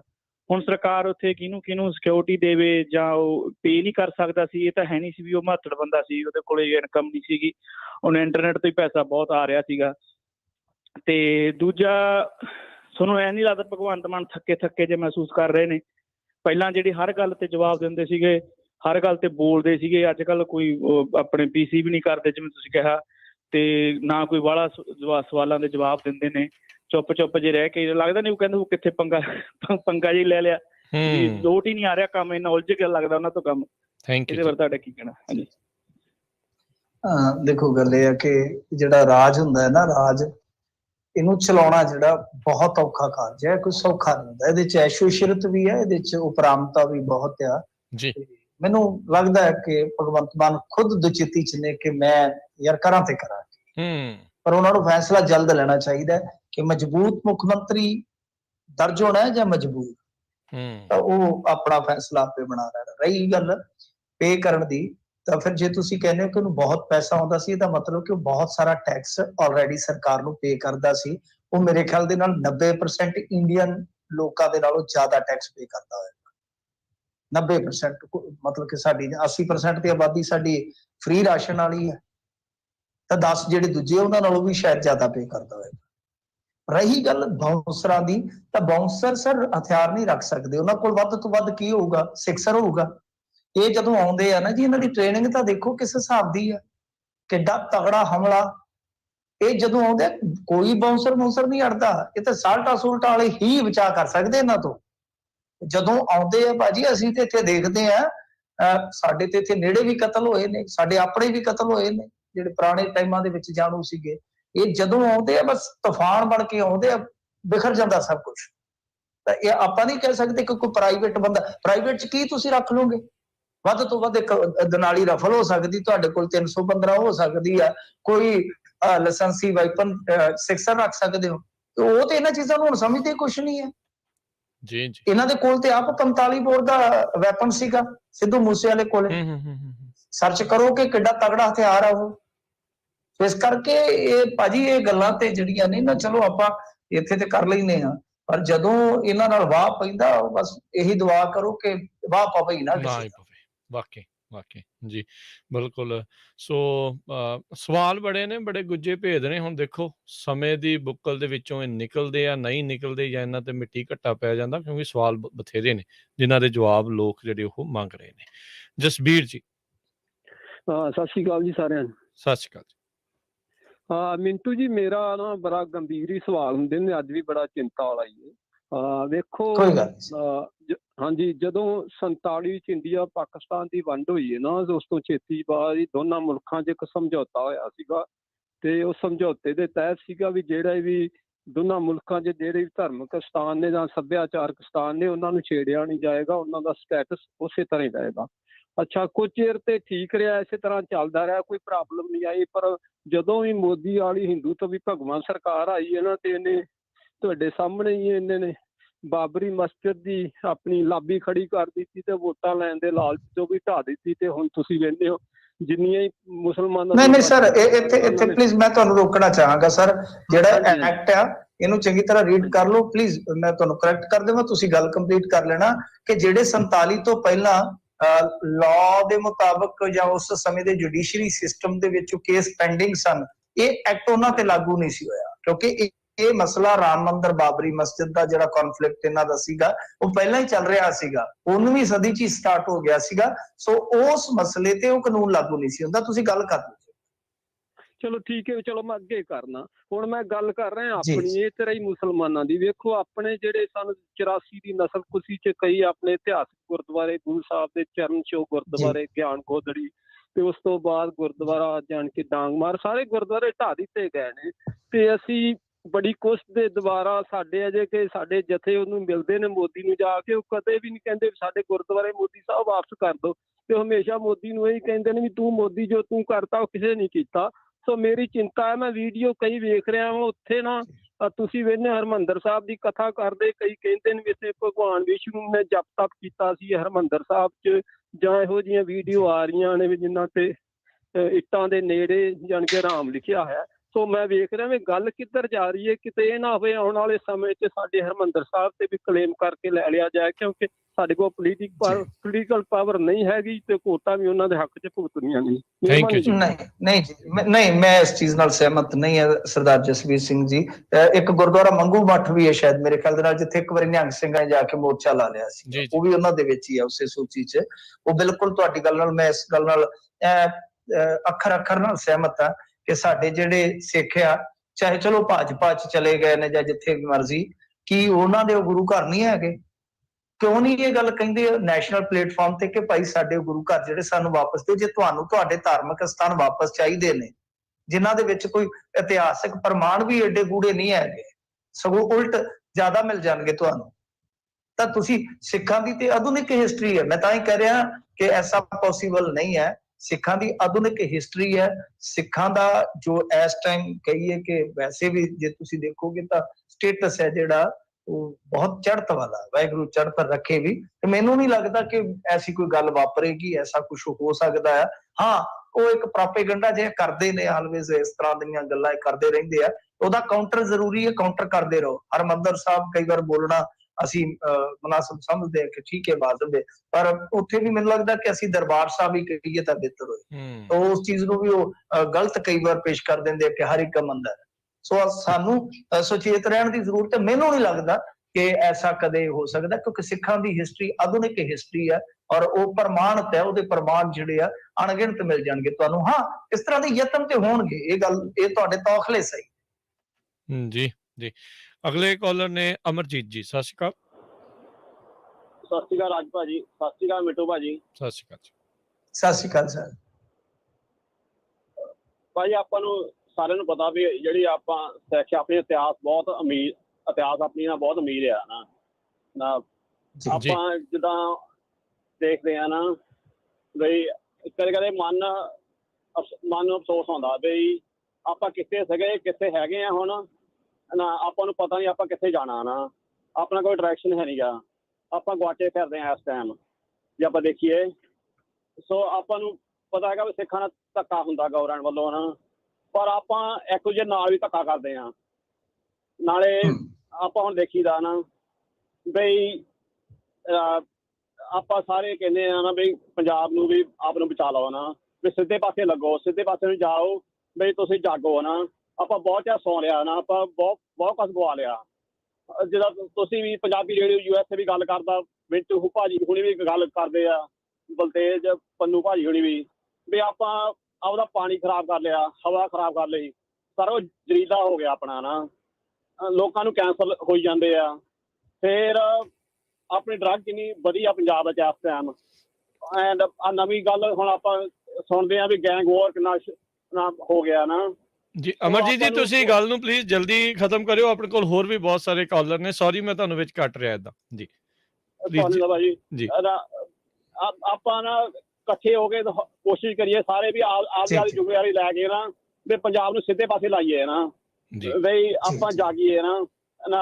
ਆਪਾਂ ਨੂੰ ਲੋੜ ਹੈ ਇਸ ਟਾਈਮ ਬਹੁਤ ਔਖਾ ਟਾਈਮ ਆਪਣੇ ਤੋਂ ਆਇਆ ਇਸ ਟਾਈਮ ਪੰਜਾਬ 'ਚ। ਆਪਣੇ ਮਸਲੇ ਬਹੁਤ ਜ਼ਿਆਦਾ ਆ ਨਾ। ਮਿੰਟੂ ਭਾਈ ਤੁਸੀਂ ਵਿਚਾਰ ਦਿਓ ਵੀ ਆਪਾਂ ਕਿੱਦਾਂ ਸਿੱਧੇ ਪਾਸੇ ਲੱਗੀਏ ਬਈ ਆਪਾਂ ਇੱਕ ਔਖੇ ਟਾਈਮ ਤੋਂ ਨਿਕਲੀਏ। ਬਹੁਤ ਸਾਡਾ ਮਨ ਬਹੁਤ ਖਰਾਬ ਹੁੰਦਾ ਇੱਥੇ ਖਬਰਾਂ ਸੁਣ ਕੇ ਬਈ ਏਦਾਂ ਦਾ ਇੰਨੇ ਮਸਲੇ ਬਣੇ ਆ ਪੰਜਾਬ 'ਚ ਇਸ ਟਾਈਮ। ਥੈਂਕ ਯੂ ਕਾਲ ਦੇ ਲਈ ਅਮਰਜੀਤ, ਮਿਹਰਬਾਨੀ। ਅਸੀਂ ਆਪੋ ਆਪਣੇ ਫਰਜ਼ ਨਿਭਾਉਣੇ ਸਿੱਖ ਲਈਏ ਨਾ ਤਾਂ ਸਾਰਾ ਕੁਝ ਠੀਕ ਹੋ ਜਾਏਗਾ ਜੀ। ਜਿੱਥੇ ਅਸੀਂ ਹੈਗੇ ਆ, ਜਿੱਥੇ ਵੀ ਸਾਡੀ ਭੂਮਿਕਾ ਵਾਹਿਗੁਰੂ ਨੇ ਬੰਨੀ ਹੈ ਕਿ ਇੱਥੇ ਤੂੰ ਆਪਣੀ ਡਿਊਟੀ ਦੇਣੀ ਆ, ਜੇ ਅਸੀਂ ਡੈਡੀਕੇਸ਼ਨ ਦੇ ਨਾਲ ਕਰੀਏ, ਪੰਜਾਬ ਨੂੰ ਮੁੱਖ ਰੱਖੀਏ, ਅਸੀਂ ਆਪਣੀਆਂ ਪਾਰਟੀਆਂ ਜਾਂ ਆਪਣੀ ਜਾਤੀ ਨੂੰ ਅੱਗੇ ਨਾ ਰੱਖੀਏ, ਆਪਣੀ ਮਤਲਬ ਕਿ ਵਿਅਕਤੀਗਤ ਜੋ ਖੁਆਇਸ਼ ਹੈ ਉਹਨੂੰ ਅੱਗੇ ਨਾ ਰੱਖੀਏ, ਮੁਸਲਸਲ ਇੱਕ ਦੂਜੇ ਦਾ ਸਾਥ ਦਈਏ, ਵਿਚਾਰਾਂ ਨੂੰ ਸਪੇਸ ਦਈਏ, ਚਾਹੇ ਉਲਟ ਵਿਚਾਰਧਾਰਾ ਹੀ ਕਿਉਂ ਨਹੀਂ ਹੈ, ਤਾਂ ਪੰਜਾਬ ਨੂੰ ਪ੍ਰਮੁੱਖਤਾ ਦਈਏ ਤਾਂ ਮੇਰੇ ਖਿਆਲ ਦੇ ਨਾਲ ਸਹੀ ਹੈ। ਬੜੀ ਤੁਹਾਡੀ ਮੁਹੱਬਤ ਹੈ ਪੰਜਾਬ ਦੇ ਨਾਲ, ਮੈਂ ਇਸ ਗੱਲ ਨਾਲ ਬਹੁਤ ਮੁਤਾਸਰ ਹੋਇਆ ਇਸ ਗੱਲ ਤੋਂ ਕਿ ਕਿੰਨਾ ਤੁਸੀਂ ਸੋਚਦੇ ਹੋ। ਤਾਂ ਬਿਲਕੁਲ ਇਸੇ ਤਰ੍ਹਾਂ ਹੀ ਹੈ ਕਿ ਅਸੀਂ ਸਾਰੇ ਹੀ ਸੋਚੀਏ ਤੁਹਾਡੇ ਵਾਂਗੂ ਤੇ ਸਾਰਾ ਕੁਝ ਠੀਕ ਹੋ ਜਾਏਗਾ। ਇੱਕ ਮਿੰਟੂ ਜੀ ਹੋਰ ਜਿਹੜਾ ਇੱਕ ਟਾਈਮ ਨੈਰੇਟਿਵ ਇਸ ਟਾਈਮ ਪੇਸ਼ ਕੀਤਾ ਜਾ ਰਿਹਾ, ਖਾਸ ਕਰਕੇ ਜਿੱਦਾਂ ਇਹਨਾਂ ਨੇ ਵੀ ਗੈਂਗਵਾਰ ਦੀ ਗੱਲ ਕੀਤੀ, ਅਸਲੇ ਨੂੰ ਲੈ ਕੇ ਜਿਹੜਾ ਮਸਲਾ ਚੱਲਿਆ ਆ, ਹੁਣ ਜਿਹੜੀ ਆਈ ਨਵੀਂ ਰਿਪੋਰਟ ਉਸ ਦੇ ਵਿੱਚ ਤਾਂ ਪੰਜਾਬ ਉਹਨਾਂ ਲਿਸਟਾਂ ਵਿੱਚ ਤਾਂ ਥੱਲੇ ਆ, ਪਰ ਇੰਨਾ ਜ਼ਿਆਦਾ ਭੰਡੀ ਪ੍ਰਚਾਰ ਜ਼ਿਆਦਾ ਨਹੀਂ ਕਰ ਰਹੇ ਪੰਜਾਬ ਦਾ। ਨਹੀਂ ਦੇਖੋ, ਕਈ ਚੀਜ਼ਾਂ ਹੁੰਦੀਆਂ ਨੇ ਜਦੋਂ ਇਸ ਤਰ੍ਹਾਂ ਦੀਆਂ ਰਿਪੋਰਟਾਂ ਤੁਸੀਂ ਦੇਖਦੇ ਹੋ, ਯੂਪੀ ਦੇ ਨਾਲ ਕੰਪੇਅਰ ਕਰੋਗੇ ਤਾਂ ਯੂਪੀ ਭੂਗੋਲਿਕ ਤੌਰ ਤੇ ਬਹੁਤ ਵੱਡਾ ਹੋ ਜਾਏਗਾ ਆਬਾਦੀ ਦੇ ਹਿਸਾਬ ਨਾਲ। ਅਸੀਂ ਭੂਗੋਲਿਕ ਤੌਰ ਤੇ ਬਹੁਤ ਛੋਟੇ ਆ ਤੇ ਵਸੋਂ ਸਾਡੀ ਬਹੁਤ ਥੋੜੀ ਹੈ ਉਹਦੇ ਮੁਕਾਬਲੇ। ਕੁਝ ਚੀਜ਼ਾਂ ਜਿਹੜੀਆਂ ਨੇ ਉਹ ਨਿਖੇੜ ਕੇ ਵੇਖਣੀਆਂ ਪੈਣਗੀਆਂ। ਤੋ ਕ੍ਰਾਈਮ ਜਿਹੜਾ ਹੈ ਉਹ ਕ੍ਰਾਈਮ ਸਾਡਾ ਠੀਕ ਹੈ, ਅਸੀਂ ਪੀਸਫੁਲ ਜ਼ਰੂਰ ਹੈ ਇੱਕ ਪਾਸੇ ਤੋਂ, ਕਿਉਂਕਿ ਸਾਡੇ ਕਮਿਊਨਲ ਦੰਗੇ ਨਹੀਂ ਹੁੰਦੇ। ਪਰੰਤੂ ਜੇ ਤੁਸੀਂ ਆਖੋ ਕਿ ਕ੍ਰਾਈਮ ਦੇ ਮਾਮਲੇ 'ਚ ਅਸੀਂ ਬਹੁਤ ਥੱਲੇ ਤੇ ਬਹੁਤਾ ਕੋਈ ਹੇਠਾਂ ਨਹੀਂ ਹੈਗਾ ਅਸੀਂ, ਜਿੰਨਾ ਕੁ ਸਾਡਾ ਸੂਬਾ ਹੈ, ਜਿੰਨੀ ਕੁ ਸਾਡੀ ਵਸੋਂ ਹੈ। ਤੁਹਾਡੀ ਜਾਣਕਾਰੀ ਲਈ ਦੱਸਦਾ, 26,000 ਕੈਦੀ ਹੈ ਜੇਲ੍ਹਾਂ ਦੇ ਵਿੱਚ 26,000 ਕੈਦੀ ਆ ਤੇ ਹਿਸਾਬ ਲਾ ਲਓ 26,000 ਦੇ ਵਿੱਚੋਂ ਤਕਰੀਬਨ 80% ਝਪਟਮਾਰ ਤੇ ਨਸ਼ੇੜੀ ਹੈ 26,000 ਦੇ ਵਿੱਚ। ਤਾਂ ਤੁਸੀਂ ਅੰਦਾਜ਼ਾ ਲਾ ਲਓ ਕਿ ਕ੍ਰਾਈਮ ਕਿਸ ਤਰ੍ਹਾਂ ਹੋਏਗਾ, ਕਿਸ ਤਰ੍ਹਾਂ ਦਾ ਹੋਏਗਾ। ਕ੍ਰਾਈਮ ਨਹੀਂ ਘੱਟ ਹੈਗਾ, ਹਾਂ ਇਸ ਗੱਲੋਂ ਅਸੀਂ ਮਾਣਮੱਤੇ ਆ ਕਿ ਕਮਿਊਨਲ ਜੋ ਵਾਇਲੈਂਸ ਹੁੰਦੀ ਆ ਉਹ ਨਹੀਂ ਹੈਗੀ। ਠੀਕ ਹੈ ਜੀ। ਅਗਲੇ ਕਾਲਰ ਨੇ ਚਰਨਜੀਤ ਜੀ, ਸਤਿ ਸ਼੍ਰੀ ਅਕਾਲ। ਸਤਿ ਸ੍ਰੀ ਅਕਾਲ ਜੀ। ਸਤਿ ਸ਼੍ਰੀ ਅਕਾਲ ਜੀ। ਸਤਿ ਸ਼੍ਰੀ ਅਕਾਲ ਜੀ। ਮੈਂ ਇਹ ਗੱਲ ਚਲੋ ਹੋਣੀ ਤਾਂ ਨਹੀਂ ਚਾਹੀਦੀ ਕਿਸੇ ਨਾਲ, ਪਰ ਇੱਕ ਜਾਣਕਾਰੀ ਲਈ ਸਵਾਲ ਪੁੱਛਣਾ ਚਾਹੁੰਦਾ ਮਿੰਟੂ ਸਾਹਿਬ ਨੂੰ ਕਿ ਆਹ ਜਿਹੜੇ ਬਿਸ਼ਨੋਈ ਹੈਗੇ ਆ ਜਾਂ ਇਹ ਗੈਂਗਸਟਰ, ਇਹਨਾਂ ਦੀ ਮਾਂ ਭੈਣ ਜਾਂ ਮਾਮੀ ਕੋਈ ਚੁੱਕੀ ਪੁਲਿਸ ਵਾਲਿਆਂ ਨੇ, ਪੰਜਾਬ ਪੁਲਿਸ ਵਾਲਿਆਂ ਨੇ ਕਿ ਨਹੀਂ? ਕਿ ਹੁਣ ਪੰਜਾਬ ਪੁਲਿਸ ਜਿਹੜੀ ਆ ਉਹ ਦੁੱਧ ਤਾਂ ਬਣ ਗਈ ਆ, ਕੀਤਾ ਉਹਨਾਂ ਨੇ ਕੋਈ ਕਾਰਵਾਈ? ਕਿੱਥੇ ਆ ਬਿਸ਼ਨੋਈ? ਗੱਲ ਕੀ ਹੈ ਭਾਜੀ, ਮਾਂ ਭੈਣ ਤੇ ਉਹਨਾਂ ਦਾ ਤਾਂ ਕੋਈ ਕਸੂਰ ਨਹੀਂ ਹੈ ਨਾ। ਤੁਸੀਂ ਮੈਨੂੰ ਦੱਸੋ, ਅਸੀਂ ਚਾਹੁੰਦੇ, ਤੁਸੀਂ ਚਾਹੁੰਦੇ ਕਿ ਉਹਨਾਂ ਦੀਆਂ ਮਾਵਾਂ ਭੈਣਾਂ ਨੂੰ ਬੇਪਤ ਕੀਤਾ ਜਾਵੇ? ਨਹੀਂ, ਮੈਂ ਪੁੱਛਿਆ ਜਾਣਕਾਰੀ ਨਹੀਂ, ਮੈਂ ਪਹਿਲਾਂ ਕਿਹਾ ਨਹੀਂ ਸਰ, ਨਹੀਂ ਹਾਂਜੀ ਨਹੀਂ, ਇਹ ਕਿਸੇ ਨਾਲ ਵੀ ਨਹੀਂ ਹੋਣਾ ਚਾਹੀਦਾ। ਜਿਨ੍ਹਾਂ ਦੀਆਂ ਬੇਪਤ ਕੀਤੀਆਂ ਨੇ ਅਤੀਤ ਦੇ ਵਿੱਚ, ਉਹ ਵੀ ਬਹੁਤ ਘਟੀਆ ਕਰਤੂਤ ਸੀ। ਪਰ ਕੀ ਅਸੀਂ ਚਾਹਾਂਗੇ ਜਿਹੜੇ ਕਸੂਰ ਕਰਦੇ ਨੇ ਤੁਸੀਂ ਉਹਨਾਂ ਨੂੰ ਪਕੜੋ, ਉਹਨਾਂ ਨੂੰ ਸਜ਼ਾ ਦਿਓ, ਉਹਨਾਂ ਨਾਲ ਜਿਵੇਂ ਮਰਜ਼ੀ ਨਜਿੱਠੋ, ਪਰ ਕਿਸੇ ਦੀ ਧੀ ਭੈਣ ਬਾਰੇ ਜੇ ਅਸੀਂ ਕਹੀਏ ਕਿ ਉਹਨਾਂ ਦੀਆਂ ਵੀ ਚੱਕੋ, ਤਾਂ ਇਹ ਮੇਰੇ ਖਿਆਲ ਦੇ ਨਾਲ ਮੈਨੂੰ ਨਹੀਂ ਲੱਗਦਾ ਕਿ ਆਪਾਂ ਸਹੀ ਤਰੀਕੇ ਦੇ ਨਾਲ ਇਹਨਾਂ ਚੀਜ਼ਾਂ ਦਾ ਕੋਈ ਵਿਸ਼ਲੇਸ਼ਣ ਕਰਕੇ ਕੋਈ ਸਿੱਟਾ ਕੱਢ ਰਹੇ ਹਾਂ। ਸਾਨੂੰ ਇਹ ਚਾਹੀਦਾ ਸਮਾਂ ਦੀ ਕਿ ਅਸੀਂ ਉਹਨਾਂ ਨੂੰ ਕਹੀਏ, ਮਾਵਾਂ ਨੂੰ, ਕਿ ਤੁਸੀਂ ਆਵਾਜ਼ ਮਾਰ ਕੇ ਵੇਖੋ, ਸ਼ਾਇਦ ਤੁਹਾਡੇ ਅੰਦਰ ਦੀ ਕੂਕ ਉਹਨਾਂ ਨੂੰ ਮੋੜ ਲਿਆ ਜੀ। ਅਸੀਂ ਭੈਣ ਨੂੰ ਕਹੀਏ ਕਿ ਰੱਖੜੀ ਨੂੰ ਲਹਿਰਾ, ਸ਼ਾਇਦ ਉਹਦਾ ਗੁੱਟ ਜਿਹੜਾ ਜਿਹਦੇ ਹੱਥ 'ਚ ਪਿਸਤੌਲ ਆ, ਸ਼ਾਇਦ ਉਹ ਗੁੱਟ ਜਿਹੜਾ ਟਰਨ ਕਰ ਜਾਵੇ। ਸੋ ਅਸੀਂ ਤੇ ਇਹ ਚੀਜ਼ ਕਹੀਏ। ਮੈਂ ਤੁਹਾਡੇ ਵਿਚਾਰਾਂ ਦੀ ਕਦਰ ਕਰਦਾ ਹਮੇਸ਼ਾ ਆਲਵੇਜ਼, ਪਰ ਕੁਝ ਚੀਜ਼ਾਂ ਹੁੰਦੀਆਂ ਨੇ ਉਹ ਆਪਾਂ ਨਹੀਂ ਸਹੀ ਕਹਿ ਸਕਦੇ, ਜਸਟੀਫਾਈਡ ਨਹੀਂ ਹੁੰਦੀ ਜੀ। ਬਿਲਕੁਲ ਉਹਨਾਂ ਦੇ ਦੁੱਖ ਦੇ ਵਿੱਚੋਂ ਗੱਲ ਚੱਲਦੀ ਸੀ, ਕਿਉਂਕਿ ਕਿਤੇ ਨਾ ਕਿਤੇ ਉਹਨਾਂ ਨੇ ਦੇਖਿਆ ਵੀ ਪੰਜਾਬ ਪੁਲਿਸ ਏਦਾਂ ਦਾ ਵਰਤਾਰਾ ਬਾਕੀਆਂ ਦੇ ਨਾਲ ਕਰਦੀ ਰਹੀ ਆ। ਉਹ ਤੇ ਮੈਂ ਕਹਿ ਦਿੱਤਾ ਜੀ, ਉਹ ਗਲਤ ਆ, ਉਹ ਗਲਤ ਹੈ। ਉਹਨੂੰ ਸਹੀ ਕੌਣ ਕਹਿੰਦਾ? ਕਿਸੇ ਨੇ ਸਹੀ ਕਿਹਾ ਅੱਜ ਤੱਕ ਪੰਜਾਬ 'ਚ? ਫਿਰ ਇਹਨੂੰ ਕਿਉਂ ਇਹ ਸਹੀ ਕਹਿ ਦਈਏ? ਜੇ ਗਲਤ ਨੂੰ ਏਦਾਂ ਗਲਤ ਨਾਲ ਕਰਾਂਗੇ, ਕੱਟ ਕਰਾਂਗੇ ਤਾਂ ਠੀਕ ਨਹੀਂ ਹੋਏਗਾ। ਮੇਰੇ ਕਹਿਣ ਦਾ ਮਤਲਬ ਕਿ ਜਿਸ ਨੇ ਗੁਨਾਹ ਕੀਤਾ ਹੈ, ਔਰ ਇਹਨਾਂ ਦੇ ਵਿੱਚੋਂ ਤੁਹਾਡੀ ਜਾਣਕਾਰੀ ਲਈ ਦੱਸ ਦੇਵਾਂ, ਬਹੁਤੇ ਗੈਂਗਸਟਰਾਂ ਦੇ ਪਿਤਾ ਜਿਹੜੇ ਪੁਲਿਸ 'ਚ ਵੀ ਨੇ। ਜੈਪਾਲ ਭੁੱਲਰ ਦਾ ਡੈਡੀ ਪੁਲਿਸ ਦੇ ਵਿੱਚ ਸੀ, ਜਿਹੜਾ ਗੋਲਡੀ ਬਰਾੜ ਹੈ ਉਹਦਾ ਡੈਡੀ ਪੁਲਿਸ ਦੇ ਵਿੱਚ ਸੀ, ਔਰ ਇਤਫਾਕਨ ਉਹ ਸਾਡੇ ਜ਼ਿਲ੍ਹੇ 'ਚ ਬਹੁਤ ਲੰਮਾ ਸਮਾਂ ਸੇਵਾ ਕਰਦੇ ਰਹੇ, ਬਹੁਤ ਨਾਮ ਸੀਗਾ ਉਹਨਾਂ ਦਾ। ਅੱਛਾ, ਇਸ ਤੋਂ ਇਲਾਵਾ ਜੇ ਤੁਸੀਂ ਦੇਖੋਗੇ ਲਾਰੈਂਸ ਬਿਸ਼ਨੋਈ ਦੇ ਪਿਤਾ ਪੁਲਿਸ ਦੇ ਵਿੱਚ ਜੌਬ ਕਰਦੇ ਸੀ। ਔਲਾਦ ਨੇ ਕਿਹੜਾ ਰਾਹ ਅਖਤਿਆਰ ਕਰਨਾ, ਉਹਦੇ ਵਾਸਤੇ ਆਪਾਂ ਮਾਂ ਪਿਓ ਨੂੰ ਕਿਵੇਂ ਜ਼ਿੰਮੇਵਾਰ ਮੰਨ ਸਕਦੇ ਹਾਂ ਕਿ ਬਈ ਉਹ ਹੁਣ ਜ਼ਿੰਮੇਵਾਰ ਆ? ਉਹਨਾਂ ਨੇ ਤਾਂ ਪੜ੍ਹਾਇਆ ਲਿਖਾਇਆ ਇਹਨਾਂ ਨੂੰ ਬਥੇਰਾ। ਜੇ ਹੁਣ ਇਹਨਾਂ ਨੇ ਰਸਤਾ ਆਪਣਾ ਚੁਣ ਲਿਆ ਤਾਂ ਆਪਾਂ ਕਹੀਏ ਉਹ ਚੀਜ਼ ਠੀਕ ਨਹੀਂ ਆ।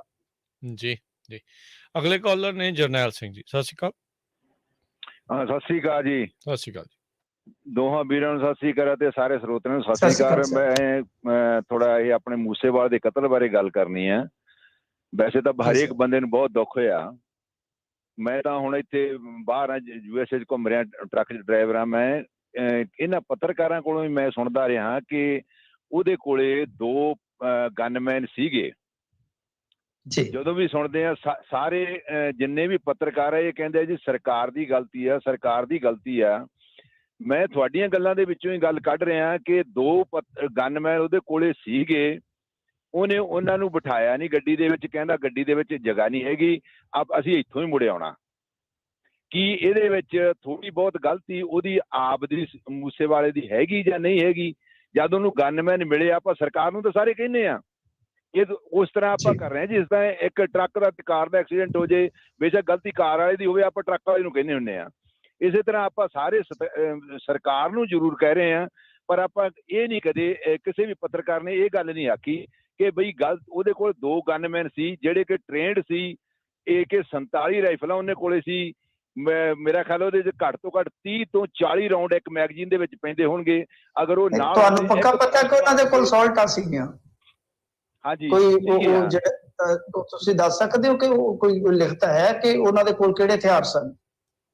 ਨਹੀਂ, ਮੈਂ ਨਹੀਂ ਕਹਿ, ਮੈਂ ਤਾਂ ਪਹਿਲੇ ਤੁਹਾਨੂੰ ਕਹਿਦਾ ਨਾ ਵੀ ਤੁਹਾਡੀਆਂ ਗੱਲਾਂ ਸੁਣ ਕੇ ਮੈਂ ਵਿੱਚੋਂ ਵਿਚਾਰ ਕੱਢੀ। ਨਹੀਂ, ਮੈਂ ਤੇ ਕਿਤੇ ਨਹੀਂ ਕਿਹਾ ਜੀ ਕਿ ਉਹਨਾਂ ਦੇ ਕੋਲ ਅਸੌਲਟ ਹੈ। ਮੈਂ ਤੇ ਕਿਹਾ ਹੀ ਨਹੀਂ ਹੈ। ਮੈਂ ਤਾਂ ਅੱਜ ਦੇ ਪ੍ਰੋਗਰਾਮ 'ਚ ਕਿਤੇ ਨਾ ਹੀ ਨਹੀਂ ਲਿਆ ਗਨਮੈਨਾਂ ਦਾ। ਸਰ ਤੁਸੀਂ ਨਹੀਂ ਕਿਹਾ ਵੀਰ, ਸਾਰੇ ਬੰਦੇ ਇਹ ਕਹਿ ਰਹੇ ਕਿ ਉਹਦੇ ਕੋਲ 2 ਗਨਮੈਨ ਸੀਗੇ ਨਾ ਉਹਦੇ ਕੋਲੇ। ਨਹੀਂ, ਸਾਰਿਆਂ ਦੀ ਗੱਲ ਨਾ ਕਰੋ ਤੁਸੀਂ ਸਵਾਲ ਸਾਡੇ ਲਾਇਕ ਕਰੋ ਸਰ, ਮੈਂ ਜਵਾਬ। ਮੈਂ ਤੁਹਾਡੀ ਗੱਲ ਦੀ ਗੱਲ ਕਰਦਾ, ਉਹਦੇ ਕੋਲ 2 ਗਨਮੈਨ ਸੀਗੇ ਜਾਂ ਨਹੀਂ ਸੀਗੇ? ਆਪਾਂ ਇੱਥੇ ਬੰਦ ਕਰ ਦਿੰਦੇ ਹਾਂ।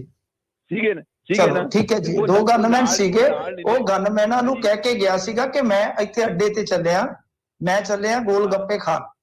ਠੀਕ ਹੈ ਜੀ, ਗੋਲ ਗੱਪੇ ਖਾਣ ਚੱਲਿਆ। ਉਹਦੀ ਬਹੁਤ ਵੱਡੀ ਇੱਕ ਤਰ੍ਹਾਂ ਨਾਲ ਕਹਿ ਲਓ ਕਿ ਗੈਰ ਜ਼ਿੰਮੇਵਾਰਾਨਾ ਗੱਲ ਸੀ, ਮੈਂ ਕਹਿ ਦਿੰਦਾ। ਹਾਂਜੀ, ਗੈਰ ਜ਼ਿੰਮੇਵਾਰਾਨਾ ਗੱਲ ਸੀ। ਠੀਕ ਹੈ ਜੀ, ਉਸ ਤੋਂ ਵੀ ਚਾਹੁੰਦਾ ਸੀ ਇਹ ਕਿਸੇ ਪੱਤਰਕਾਰ ਨੇ ਇਹ ਗੱਲ ਨਹੀਂ ਕਹੀ ਵੀ ਉਹ ਨਹੀਂ ਸਰ ਤੁਸੀਂ ਕਿਸੇ ਨਾਲ ਕੰਪੇਅਰ ਨਾ ਕਰੋ, ਮੇਰੀ ਗੱਲ ਸੁਣ ਲਓ।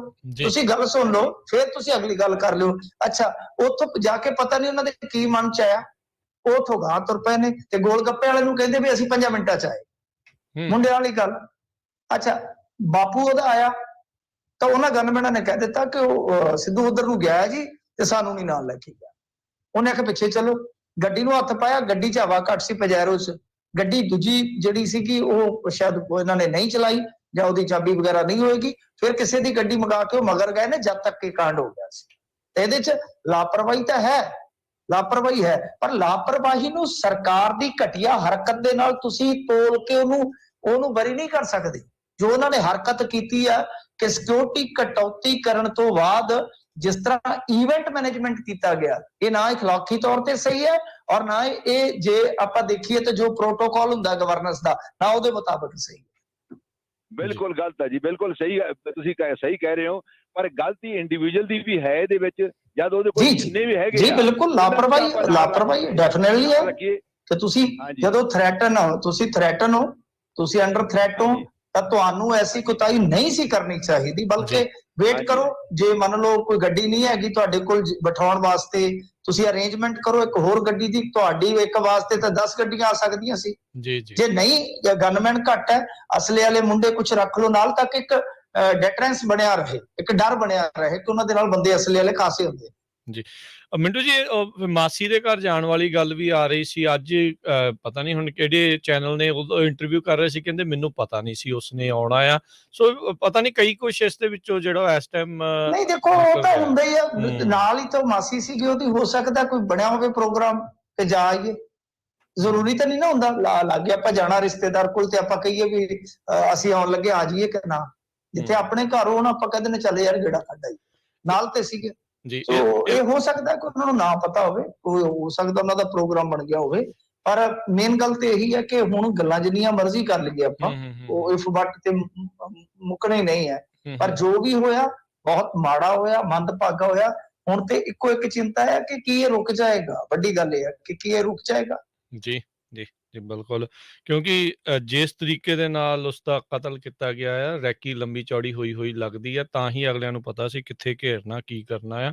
ਸੋ ਲੰਮਾ ਚੌੜਾ ਪ੍ਰੋਸੈਸ ਆ। ਸੋ ਇਸ ਦੀ ਬਿਲਕੁਲ ਵਧੀਆ ਪੱਧਰ ਦੇ ਨਾਲ ਜਿਹੜੀ ਜਾਂਚ ਹੋਊਗੀ ਤਾਂ ਹੀ ਸਾਹਮਣੇ ਆਊਗਾ। ਇੰਦਰਜੀਤ ਜੀ, ਹਾਂਜੀ ਇੰਦਰਜੀਤ ਜੀ। ਹਾਂਜੀ ਸਤਿ ਸ਼੍ਰੀ ਅਕਾਲ ਜੀ। ਸਤਿ ਸ਼੍ਰੀ ਅਕਾਲ ਜੀ। ਸਤਿ ਸ਼੍ਰੀ ਅਕਾਲ ਮਿੰਟੂ ਸਰ। ਸਤਿ ਸ਼੍ਰੀ ਅਕਾਲ ਜੀ। ਜੀ ਮੈਂ ਸਰ ਸੋਚਦਾ ਪਿਆ ਸੀਗਾ, ਕੱਲ ਅਸੀਂ ਬੈਠੇ ਸੀਗੇ ਗੱਲਾਂ ਕਰਦੇ ਸੀ ਵੀ ਜਿਹੜਾ ਸਿੱਧੂ ਮੂਸੇਵਾਲੇ ਦਾ ਜੋ ਵੀ ਆਹ ਪ੍ਰੀ ਪਲਾਨ ਜੋ ਵੀ ਹੋਇਆ ਆ, ਇਹ ਘੱਲੂਘਾਰੇ ਦੇ ਨਾਲ ਵੀ ਯੂਥ ਜ਼ਿਆਦਾ ਅਵੇਅਰ ਹੋ ਰਿਹਾ ਆ ਸਿੱਖੀ ਵੱਲ ਨੂੰ, ਜਾਂ ਜ਼ਿਆਦਾ ਗੂਗਲ ਤੇ ਸਰਚ ਮਾਰਦਾ ਪਿਆ ਵੀ ਅਸੀਂ ਹੈ ਕੀ ਆ ਤੇ ਅਸੀਂ ਬਣਦੇ ਕੀ ਜਾ ਰਹੇ ਹਾਂ, ਤੇ ਗਾਂ ਗਾਈਡੈਂਸ ਲੈ ਰਹੇ ਆ ਵੱਡੇ ਵੱਡੇ ਰਾਈਟਰ ਤੋਂ ਜਾਂ ਵੱਡੇ ਵੱਡੇ ਕਵੀਆਂ ਤੋਂ, ਸੁਣਦੇ ਆ ਸ਼ਹੀਦਾਂ ਦੀਆਂ ਕਹਾਣੀਆਂ, ਕਥਾ ਸੁਣਦੇ ਆ। ਯੂਥ ਉਧਰ ਨੂੰ ਹੋ ਰਿਹਾ ਆ ਹਨਾ, ਤੇ ਇੱਕ ਸਿੱਧੂ ਜਿਹੜਾ ਸੀਗਾ ਇਹ ਵੀ ਉਧਰ ਨੂੰ ਤੋੜ ਰਿਹਾ ਸੀ ਯੂਥ ਵੱਲ ਨੂੰ ਵੀ ਪੱਗਾਂ ਬੰਨੋ, ਸਰਦਾਰ ਸਿੰਘ ਸਜੋ ਹਨਾ, ਵੀ ਆਪਣੀ ਸੋਚ ਬਦਲੋ ਵੀ ਅਸੀਂ ਕੀ ਆ। ਕੀ ਇਹ ਐਨ ਉਸ ਮੌਕੇ ਤੇ ਹੀ ਕੀਤਾ ਗਿਆ ਸਾਰਾ ਕੁਝ ਵੀ ਜਦੋਂ ਘੱਲੂਘਾਰੇ ਦੀਆਂ ਪੋਸਟਾਂ ਪੈਣੀਆਂ ਸੀ ਸੋਸ਼ਲ ਮੀਡੀਆ ਤੇ, ਲੋਕਾਂ ਨੇ ਪੁੱਛਣਾ ਸੀ, ਗੋਰਿਆਂ ਨੇ ਪੁੱਛਣਾ ਸੀ ਵੀ ਆਹ ਦਿਨ ਤੁਸੀਂ ਏਦਾਂ ਕਿਉਂ ਕਰਦੇ ਆ, ਤੇ ਅਸੀਂ ਉਹਨਾਂ ਨੂੰ ਦੱਸਣਾ ਸੀ ਹਨਾ, ਗੋਰਿਆਂ ਦੀ ਕਮਿਊਨਿਟੀ ਨੂੰ, ਜਾਂ ਜਿੱਥੇ ਆਪਾਂ ਇੱਥੇ ਮੈਂ USA ਦਾ ਇੱਥੋਂ ਰਹਿਣਾ, ਸਾਨੂੰ ਪੁੱਛਦੇ ਆ ਵੀ ਤੁਸੀਂ ਆਪਣੀ ਸੋਸ਼ਲ ਮੀਡੀਆ ਤੇ ਕਿਉਂ ਪਾਇਆ, ਵੀ ਅਸੀਂ ਉਹਨਾਂ ਨੂੰ ਦੱਸਦੇ ਆ ਵੀ ਇਹ ਚੀਜ਼ ਦੇ ਨਾਲ ਇਹਨੂੰ ਜੋੜ ਕੇ ਕੀਤਾ ਗਿਆ ਟਾਈਮਿੰਗ ਦੇ ਨਾਲ, ਵੀ ਆਪੇ ਨਾ ਯੂਥ ਇਹ ਚੀਜ਼ਾਂ ਕਰੂਗਾ ਤੇ ਅਸੀਂ ਸਿਚੁਏਸ਼ਨ ਹੀ ਚੇਂਜ ਕਰਦੀ ਹੈ ਉਸ ਮੌਕੇ ਤੇ 1 ਜੁਲਾਈ ਤੋਂ ਪਹਿਲਾਂ 1 ਜੂਨ ਤੋਂ ਪਹਿਲਾਂ। ਕੀ ਮੈਂ ਸਹੀ ਹਾਂ ਜੀ? ਧੰਨਵਾਦ ਜੀ, ਮਿਹਰਬਾਨੀ। ਨਹੀਂ ਭਾਜੀ ਮੈਂ ਇਸ ਗੱਲ ਨਾਲ ਸਹਿਮਤ ਨਹੀਂ। ਇਹਦਾ ਮਤਲਬ ਕਿ ਹਰੇਕ ਸਾਲ ਫਿਰ ਇਸ ਤਰ੍ਹਾਂ ਦਾ ਇੱਕ ਸੈਲੀਬ੍ਰਿਟੀ ਲੱਭਿਆ ਜਾਏਗਾ ਜਿਹੜਾ ਮਾਰਿਆ ਜਾਏਗਾ। ਔਰ ਸਿੱਖ ਕੌਮ ਦੇ ਤੇ ਘੱਲੂਘਾਰੇ ਵੀ 3 ਨੇ। ਫਿਰ ਸਿੱਖ ਕੌਮ ਦੀ ਤੇ ਸ਼ਹਾਦਤਾਂ ਦੀ ਤਵਾਰੀਖ ਆ। ਗੁਰੂ ਅਰਜਨ ਜੀ ਦਾ ਵੀ ਤੇ ਮੇਰੇ ਖਿਆਲ ਦੇ ਨਾਲ ਅੱਜ ਹੀ ਹੈ ਨਾ ਸ਼ਹੀਦੀਪੁਰ ਜੀ। ਸੋ ਅੱਜ ਹੀ ਛਬੀਲਾਂ ਲੱਗੀਆਂ ਹੋਈਆਂ ਨੇ। ਤੁਸੀਂ ਕਿਉਂ ਨਹੀਂ ਪ੍ਰਚਾਰ ਕਰਦੇ? ਤੁਸੀਂ ਕਿਉਂ ਕਲਮਾ ਸੁੱਟ ਰਹੇ ਹੋ? ਕਿਉਂ ਸਰੈਂਡਰ ਕਰ ਰਹੇ ਹੋ? ਤੁਸੀਂ ਆਪਣੀ ਗੱਲ ਰੱਖੋ, ਤੁਸੀਂ ਆਜ਼ਾਦ ਹੋ, ਦੱਸੋ ਲੋਕਾਂ ਨੂੰ।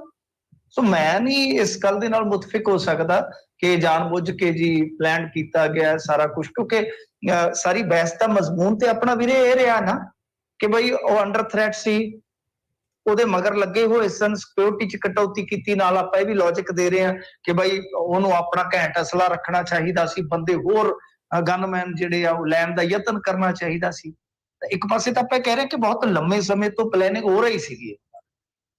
ਤਾਂ ਦਿੱਲੀ ਪੁਲਿਸ ਦੀ ਇਨਪੁਟ ਇਹਨਾਂ ਕੋਲ ਅਪ੍ਰੈਲ ਦੀ ਕਿ ਬਾਈ ਤੁਹਾਡੇ ਬੰਦੇ ਨੂੰ ਖਤਰਾ। ਸੋ ਮੇਰੇ ਖਿਆਲ ਦੇ ਨਾਲ ਇਤਫਾਕ ਤੇ ਹੋ ਸਕਦਾ, ਇਹ ਨਹੀਂ ਹੈ ਕਿ ਇਸ ਚੀਜ਼ ਦੇ ਮੱਦੇ ਨਜ਼ਰ ਕੀਤਾ ਗਿਆ। ਪਰ ਜੇ ਤੁਹਾਨੂੰ ਲੱਗਦਾ ਵੀ ਹੈ, ਤੁਸੀਂ ਆਪਣਾ ਪ੍ਰਚਾਰ ਕਿਉਂ ਸਰੈਂਡਰ ਕਰਨਾ? ਤੁਸੀਂ ਕਰੋ, ਤੁਸੀਂ ਆਜ਼ਾਦ ਹੋ। ਥੈਂਕ ਯੂ ਜੀ। ਹਰਜਿੰਦਰ ਜੀ ਸਤਿ ਸ਼੍ਰੀ ਅਕਾਲ। ਹਾਂਜੀ ਹਰਜਿੰਦਰ ਸਿੰਘ ਸੰਧੋਵਾਲੀਆ। ਹਾਂਜੀ ਸਤਿ ਸ਼੍ਰੀ ਅਕਾਲ ਸਾਰੇ ਵੀਰਾਂ ਨੂੰ। ਸਤਿ ਸ਼੍ਰੀ ਅਕਾਲ ਜੀ। ਸਤਿ ਸ਼੍ਰੀ ਅਕਾਲ ਜੀ। ਹਾਂਜੀ ਮੇਰਾ ਕੁਐਸਚਨ ਹੈ ਵੀ ਸਿਕਿਉਰਿਟੀ ਤੇ ਹੀ ਹੈ। ਸਿਕਿਉਰਿਟੀ ਕਦੀ ਪੰਜਾਬ ਗਵਰਨਮੈਂਟ ਜਾਂ ਸੈਂਟਰਲ ਗਵਰਨਮੈਂਟ ਕਦੀ ਲੈ ਲੈਂਦੀ ਹੈ, ਕਦੀ ਦੇ ਲੈਂਦੀ ਆ। ਇਹ ਕੰਟਰੀ ਨੂੰ ਜਾਂ ਸਟੇਟ ਨੂੰ ਇੱਕੋ ਹੀ ਇੱਕ ਟੌਪਿਕ ਰਹਿ ਗਿਆ ਜੀ ਸਰ ਜੀ ਕਿ ਕੋਈ ਪ੍ਰੋਗਰੈਸ ਦਾ ਟੌਪਿਕ ਨਹੀਂ ਇਹਨਾਂ ਦੇ ਸਾਹਮਣੇ ਹੈਗਾ। ਬਸ ਇੱਕੋ ਟੌਪਿਕ ਨੂੰ ਬੈਕ ਐਂਡ ਫੋਰਥ ਕਰੀ ਜਾਂਦੇ ਆ ਤੇ ਉਹਨੂੰ ਹੀ ਮੀਡੀਆ ਉਛਾਲੀ ਜਾਂਦਾ। ਮੈਂ 10 ਦਿਨਾਂ ਤੋਂ ਇੱਕੋ ਚੀਜ਼ ਨੂੰ ਦੇਖਿਆ ਵੀ ਇੱਕ ਠੀਕ ਹੈ, ਇੱਕ ਸਾਡਾ ਵੀਰ ਗਿਆ, ਬੱਚਾ ਗਿਆ ਹੈ, ਬਹੁਤ ਵੱਡਾ ਲਾਸ ਹੋਇਆ ਕਮਿਊਨਿਟੀ ਨੂੰ। ਹੀ ਵਾਜ਼ ਏ ਲੀਜੈਂਡ ਤੇ ਬਹੁਤ ਕੰਟਰੀਬਿਊਟ ਵੀ ਕਰਦਾ ਸੀ ਕਮਿਊਨਿਟੀ, ਪਰ ਆਪਣੀ ਗਲਤੀ ਕਰਕੇ ਵੀ ਕਈ ਬੰਦਾ ਆਪਣਾ ਨੁਕਸਾਨ ਕਰਾ ਲੈਂਦਾ ਹੈ। ਤੇ ਮੇਰਾ ਵੀਰ ਜੀ ਕੁਐਸਚਨ ਤੁਹਾਨੂੰ ਇਹ ਹੈ, ਮੈਂ ਇੱਥੋਂ NRE ਕਿੰਨੀ ਆਪਾਂ ਪੇ ਕਰਦੇ ਆ directly indirectly tax pay governments ਨੂੰ। ਹਾਂਜੀ, ਜਿੰਨਾ ਮੇਰੀ ਇੱਥੇ ਇੱਕ ਆਪਣੀ ਐਮਬੈਸੀ ਨਾਲ ਵੀ ਇੱਕ ਟਾਕ ਹੋਈ ਸੀ, ਇੰਡੀਅਨ ਐਮਬੈਸੀ ਨਾਲ, ਕਿ ਕਈ ਕੰਟਰੀਆਂ 'ਚ ਜਿਹੜਾ ਅਸੀਂ ਟੈਕਸ ਦਿੰਦੇ ਆ ਉਹ ਵਾਪਸ ਆਉਂਦਾ ਵਾਪਸੀ ਤੇ, ਜਦੋਂ ਅਸੀਂ ਵਾਪਸ ਆਉਂਦੇ ਏਅਰਪੋਰਟ ਤੇ ਉਹ ਬੰਦੇ ਨੇ ਉਹਨੂੰ ਗਾਸ਼ੀ ਪੈ ਗਈ, ਉਹ ਕਹਿੰਦਾ ਨਾ ਮੈਂ ਇਹ ਚੀਜ਼ ਨਹੀਂ ਚੁੱਕਣੀ ਹੈਗੀ ਹੈ ਜੀ, ਇੰਡੀਆ ਕੋਲ ਇੰਨਾ ਪੈਸਾ ਥੋੜਾ ਹੈਗਾ ਵੀ ਜਿਹੜੀ ਅਸੀਂ ਉੱਥੇ ਜਾ ਕੇ ਸ਼ਾਪਿੰਗ ਕਰਦੇ ਆ। ਮੇਰਾ ਕਹਿਣ ਦਾ ਮਤਲਬ ਸੀ ਉਹ ਸਾਨੂੰ ਟੈਕਸ ਵਾਪਸ ਆਉਣਾ ਚਾਹੀਦਾ। ਮੈਂ ਵੀ ਖੁਦ ਸਿਲਵਰ ਕੈਟਾਗਰੀ ਦਾ ਟੈਕਸ ਪੇਅਰ ਆ। ਤੇ ਮੇਰਾ ਮਿੰਟੂ ਜੀ ਕੁਐਸਚਨ ਇਹ ਹੈ ਕਿ ਪੰਜਾਬ ਗੌਰਮੈਂਟ ਦਾ ਕਿੰਨਾ ਬਜਟ ਹੈ ਸਿਕਿਉਰਿਟੀ ਦੇ ਉੱਤੇ, ਇਹਦੇ ਤੇ ਹਾਈਲਾਈਟ ਕਰੋ। ਤੇ ਸੈਂਟਰਲ ਦਾ, ਜੇ ਤੁਹਾਨੂੰ ਪਤਾ ਵੀ ਸੈਂਟਰਲ ਗਵਰਨਮੈਂਟ ਦਾ ਕਿੰਨਾ ਬਜਟ ਹੈ ਜਿਹੜਾ ਕਿ ਦੂਜੀ ਜਗ੍ਹਾ ਪ੍ਰੋਗਰੈਸ ਤੇ ਲੱਗਣਾ ਚਾਹੀਦਾ ਤੇ ਵੇਸਟ ਕੀਤਾ ਜਾ ਰਿਹਾ ਜਿਨ੍ਹਾਂ ਨੂੰ ਨਹੀਂ ਸਿਕਿਉਰਿਟੀ। ਨਹੀਂ ਸਰ, ਤੁਸੀਂ ਕੰਪੇਅਰ ਨਾ ਕਰੋ ਦੋ ਅਲੱਗ-ਅਲੱਗ ਦੇਸ਼ਾਂ ਨੂੰ। ਇੱਕ ਵਿਕਾਸਸ਼ੀਲ ਹੋਵੇ, ਇੱਕ ਵਿਕਸਿਤ ਹੋਵੇ, ਇੱਕ ਦੀ ਸੋਸਾਇਟੀ ਕਿਤੇ ਹੋਵੇ, ਪਰ ਕੈਪੀਟਲ ਇਨਕਮ 'ਚ ਇੱਕ ਦੀ ਕਿਤੇ ਹੋਵੇ। ਅੰਕੜੇ ਕੱਢਾਂਗੇ, ਤੱਤ ਫੱਟ ਦੀ ਖੇਡ ਨਹੀਂ ਹੈਗੀ ਕਿ ਮੈਂ ਉਂਗਲਾਂ ਤੇ ਗਿਣ ਸਕਾਂ, ਪਰ ਇੱਕ ਗਾਰਡ ਦਾ 76,000 ਰੁਪਏ ਐਵਰੇਜ ਖਰਚਾ ਹੈ, ਕੱਲ ਵੀ ਅਸੀਂ ਦੱਸਿਆ ਸੀਗਾ ਪੰਜਾਬ ਦੇ ਵਿੱਚ। ਤਾਂ ਉਹ ਲਾ ਲਓ ਕਿ ਕਿੰਨੇ ਹੋਣਗੇ, ਉਹ ਤੈਨਾਤੀ ਜੇ 1000 ਦੀ ਹੈ ਤੁਹਾਨੂੰ ਤੁਸੀਂ ਮਲਟੀਪਲਾਈ ਕਰ ਲਓ, ਜਿੰਨੇ VIPs ਦੇ ਨਾਲ 1000 ਹੋਏਗਾ ਵੱਧ ਤੋਂ ਵੱਧ, ਤੁਹਾਨੂੰ ਤੁਸੀਂ ਮਲਟੀਪਲਾਈ ਕਰ ਲਓ। ਪਰ ਰੌਲਾ ਇਹ ਆ ਕਿ ਇੱਥੇ ਹਰੇਕ ਬੰਦਾ ਸਰ ਪੇ ਨਹੀਂ ਕਰ ਸਕਦਾ ਕਿ ਸਿਕਿਉਰਿਟੀ ਲਈ ਪੇ ਕਰੇ। ਤੇ ਮਾਤੜ ਨੂੰ ਵੀ ਕਈ ਵਾਰ ਜ਼ਰੂਰਤ ਪੈ ਜਾਂਦੀ, ਕਿਸੇ ਕੇਸ 'ਚ ਗਵਾਹ ਹੋਵੇ ਤੇ ਉਹਨੂੰ ਵੀ ਧਮਕਾਉਣਾ ਸਟਾਰਟ ਕਰ ਦਿੰਦੇ ਆ। ਇੱਥੇ ਗੰਦੀ ਪੋਲਿਟਿਕਸ ਹੈ ਜੀ। ਜਦੋਂ ਮਾੜੀ ਜੀ ਤੁਸੀਂ ਸਿਕਿਉਰਿਟੀ ਚੱਕ ਦਿੱਤੀ, ਇੱਕ ਦੂਜੇ ਦਾ ਟਾਈਮ ਚੁਕਾ ਦੇਣਗੇ, ਸੱਤਾ ਵਾਸਤੇ ਰਾਖਸ਼ ਬਣ ਜਾਂਦੇ ਨੇ। ਸੋ ਤੁਸੀਂ ਜਦੋਂ ਕੰਪੇਅਰ ਕਰਦੇ ਹੋ, ਪਲੀਜ਼ ਇਹ ਚੀਜ਼ ਦੇਖੋ ਕਿ ਸਾਡਾ ਸਮਾਜ ਕਿੱਥੇ ਆ, ਇੱਥੋਂ ਵਾਲਾ ਸਮਾਜ ਕਿੱਥੇ ਆ। ਫਿਰ ਇੱਕ ਤੁਲਨਾਤਮਕ ਦ੍ਰਿਸ਼ਟਾਂਤ ਬਣਦਾ ਹੈ ਕਿ ਹਾਂ ਬਾਈ ਅਸੀਂ ਜਿਸ ਚੀਜ਼ ਨੂੰ ਲੈ ਕੇ ਕਰ ਰਹੇ ਹਾਂ, ਹਾਂ ਠੀਕ ਆ, ਕੁਝ ਚੀਜ਼ਾਂ 'ਚ ਅੱਗੇ ਪਿੱਛੇ ਹੁੰਦੇ ਨੇ ਮੁਲਕ, ਪਰੰਤੂ ਇੱਥੇ ਦੀ ਸਿਆਸਤ ਬਹੁਤ ਘਟੀਆ ਮਿਆਰ ਤੇ ਚਲੇ ਗਈ ਹੈ। ਤੁਸੀਂ ਹਟਾ ਦਿਓ ਸਿਕਿਉਰਿਟੀ, ਇੱਕ ਦੂਜੇ ਨੂੰ ਮਾਰ ਦੇਣਗੇ, ਮਰਵਾ ਦੇਣਗੇ। ਇਹਨਾਂ ਨੇ ਕਿਹੜਾ ਆਪ ਮਾਰਨੇ ਆ, ਬੰਦੇ ਹੀ ਹਾਇਰ ਕਰਨੇ ਆ, ਤਾਂ ਉਹ ਚੱਕ ਦੇਣਗੇ ਕੰਮ। ਸੋ ਇਸ ਪੱਖ ਤੋਂ ਵੀ ਸੋਚੋ ਨਾ ਕਿ ਸਿਕਿਉਰਿਟੀ ਹਟਾ ਕੇ ਮੁੜ ਕੇ ਇੱਕ ਦੂਜੇ ਨੂੰ ਮਾਰਨ ਮਰਵਾਉਣ ਵਾਲੀ ਖੇਡ 'ਚ ਉਲਝ ਜਾਣਗੇ। ਫਿਰ ਅਸੀਂ ਕਹਾਂਗੇ ਕਿ ਸਿਕਿਉਰਿਟੀ ਕਿਉਂ ਨਹੀਂ ਜੇ ਦਿੰਦੇ, ਦਫਾ ਕਰੋ, ਦੰਗੇ ਹੋਣ ਲੱਗ ਪਏ। ਜੀ ਜੀ, ਆਪਣੇ ਅਗਲੇ ਕਾਲਰ ਨੇ ਸਤਨਾਮ ਸਿੰਘ ਜੀ।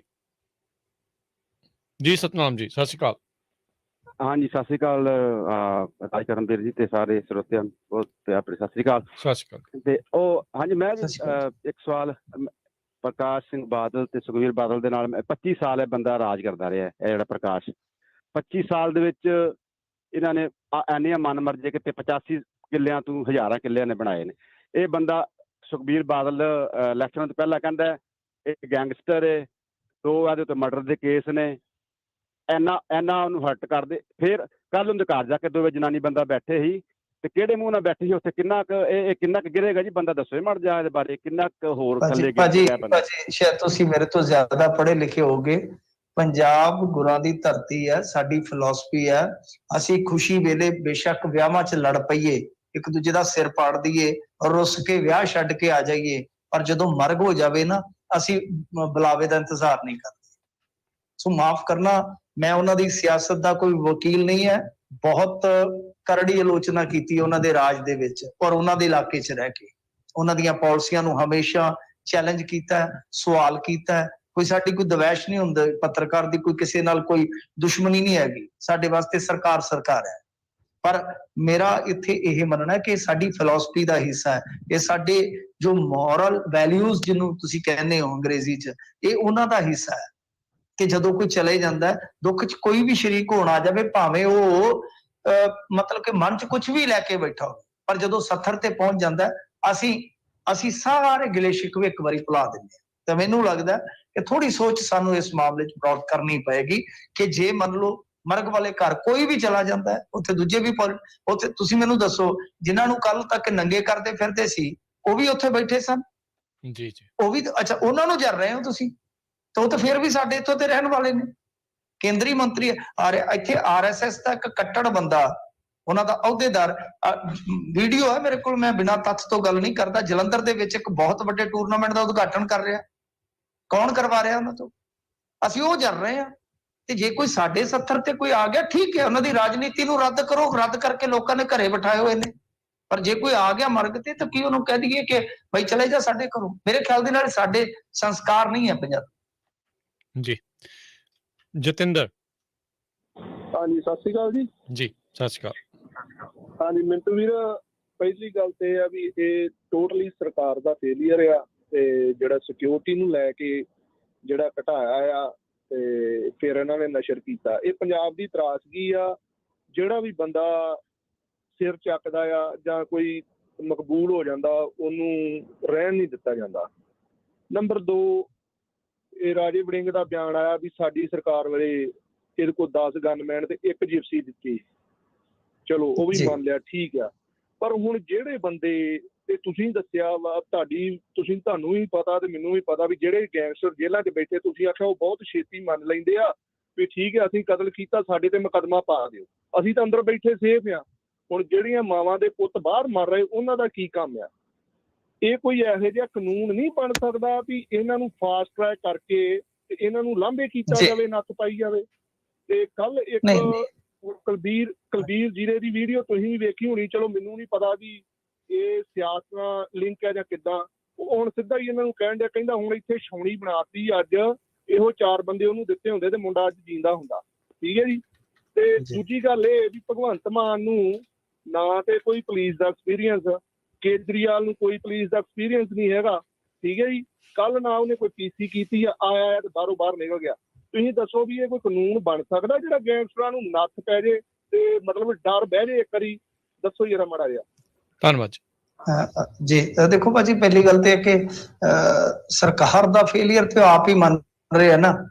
ਹੁਣੇ ਮੈਂ ਇੱਕ ਮੇਨ ਸਟ੍ਰੀਮ ਚੈਨਲ ਦੀ ਡਿਬੇਟ 'ਚ ਬੈਠਾ ਸੀਗਾ ਤੇ ਉੱਥੇ ਜਿਹੜੇ ਤਰਜਮਾਨ ਆਏ ਸਨ ਉਹ ਵਕੀਲ ਸਨ, ਤੇ ਉਹਨਾਂ ਨੇ ਜਦੋਂ ਇਹੀ ਗੱਲ ਛੇੜੀ, ਆਪਣੇ ਆਪ ਨੂੰ ਜਿਵੇਂ ਪਾਰਟੀਆਂ ਨੂੰ ਡਿਫੈਂਡ ਕਰਦੇ, ਤਾਂ ਮੇਰਾ ਸਵਾਲ ਉਹਨਾਂ ਨੂੰ ਇਹੀ ਸੀਗਾ ਕਿ ਬਈ ਜੇ ਤੁਹਾਡੇ ਕੋਲ ਦਿੱਲੀ ਪੁਲਿਸ ਦਾ ਇਨਪੁਟ ਸੀਗਾ ਕਿ ਮੂਸੇਵਾਲਾ, ਆਡੀਓ 'ਚ ਵੀ ਕੱਲ ਉਹਨੇ ਦਾਅਵਾ ਕੀਤਾ ਨਾ ਸਚਿਨ ਬਿਸ਼ਨੋਈ ਨੇ ਕਿ ਅਸੀਂ ਉਡੀਕ ਕੀਤੀ ਕਿ ਦਿੱਲੀ ਪੁਲਿਸ ਦੀ ਇਨਪੁਟ ਤੇ ਬਈ ਮੂਸੇਵਾਲ ਦੇ ਖਿਲਾਫ ਕਾਨੂੰਨੀ ਕਾਰਵਾਈ ਹੋਏਗੀ, ਇਹਨਾਂ ਨੇ ਨਹੀਂ ਕੀਤੀ, ਅਸੀਂ ਫਿਰ ਕਦਮ ਚੁੱਕਿਆ। ਵਿੱਕੀ ਮਿੱਡੂ ਖੇੜਾ ਦੇ ਮਾਮਲੇ 'ਚ ਇਹਦੀ ਇਨਵੋਲਵਮੈਂਟ ਸੀ। ਠੀਕ ਹੈ ਜੀ, ਨੰਬਰ 1। ਦੂਜਾ, ਫਿਰ ਜਦੋਂ ਅਪ੍ਰੈਲ 'ਚ ਸ਼ਾਹਰੁਖ ਫੜਿਆ, ਉਹਨੇ ਸਾਰਾ ਕੁਝ ਦੱਸ ਦਿੱਤਾ ਕਿ ਮੈਂ ਰੈਕੀ ਕਰਕੇ ਆਇਆ, ਅਸੀਂ ਉਹਨੂੰ ਮਾਰ ਦੇਣਾ ਸੀ ਮੂਸੇਵਾਲੇ। ਉਹ ਵੀ ਇਨਪੁਟ ਸੀ ਤੁਹਾਡੇ ਕੋਲ। ਅੱਛਾ, ਉਹ ਕਹਿ ਰਹੇ ਸਨ ਸੱਜਣ ਤਰਜਮਾਨ, ਮੈਂ ਗੱਲ ਸੁਣਾਉਣਾ ਤੁਹਾਨੂੰ, ਤਾਂ ਉਹ ਕਹਿ ਰਹੇ ਸਨ ਵਿੱਕੀ ਮਿੱਡੂ ਖੇੜਾ ਕੌਣ ਹੈ, ਉਹ ਅਕਾਲੀਆਂ ਦਾ ਫਲਾਣਾ ਢਮਕਾਣਾ।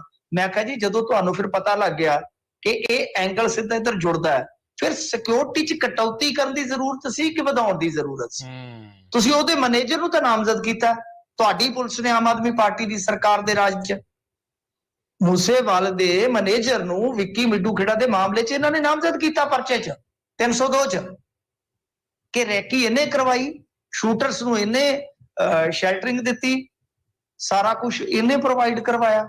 ਐਡੇ ਡੂੰਘੇ ਤੁਹਾਡੇ ਕੋਲ ਇਨਪੁਟ ਜਾਂ ਐਡੀਆਂ ਡੂੰਘੀਆਂ ਸੂਚਨਾਵਾਂ ਨੇ ਤੁਹਾਡੇ ਕੋਲ, ਤਾਂ ਸਿਕਿਉਰਿਟੀ ਘਟਾਉਣੀ ਚਾਹੀਦੀ ਹੈ ਕਿ ਵਧਾਉਣੀ ਚਾਹੀਦੀ ਹੈ? ਤੁਸੀਂ ਉਹ ਜਵਾਬਲੈਸ ਹੋ ਗਏ ਸਰ, ਜਵਾਬਲੈਸ ਹੋ ਗਏ, ਆਨਸਰਲੈਸ ਹੋ ਗਏ, ਕੋਈ ਜਵਾਬ ਨਹੀਂ ਸੀ ਉਹਨਾਂ ਕੋਲ। ਕਿ ਮੈਂ ਕਿਹਾ ਤੁਸੀਂ ਸਿਕਿਉਰਿਟੀ ਵਧਾਉਣੀ ਸੀ ਕਿ ਘਟਾਉਣੀ ਸੀ? ਜੇ ਮੂਸੇਵਾਲੇ ਦਾ ਕੋਈ ਦੋਸ਼ ਸੀ, ਉਹਦੇ ਤੇ ਪਰਚਾ ਕਰੋ, ਉਹਨੂੰ ਇਨਵੈਸਟੀਗੇਸ਼ਨ 'ਚ ਸ਼ਾਮਲ ਕਰ ਲਓ। ਸੋ ਗੱਲ ਇਹ ਹੈ ਕਿ ਸਰਕਾਰ ਦਾ ਭਾਜੀ ਬਿਲਕੁਲ ਜਵਾਬ ਹਮੇਸ਼ਾ ਜ਼ਿਆਦਾ ਬਣਦਾ ਹੁੰਦਾ, ਕੋਈ ਜਵਾਬ ਦੇ ਬਣਦੀ ਆ।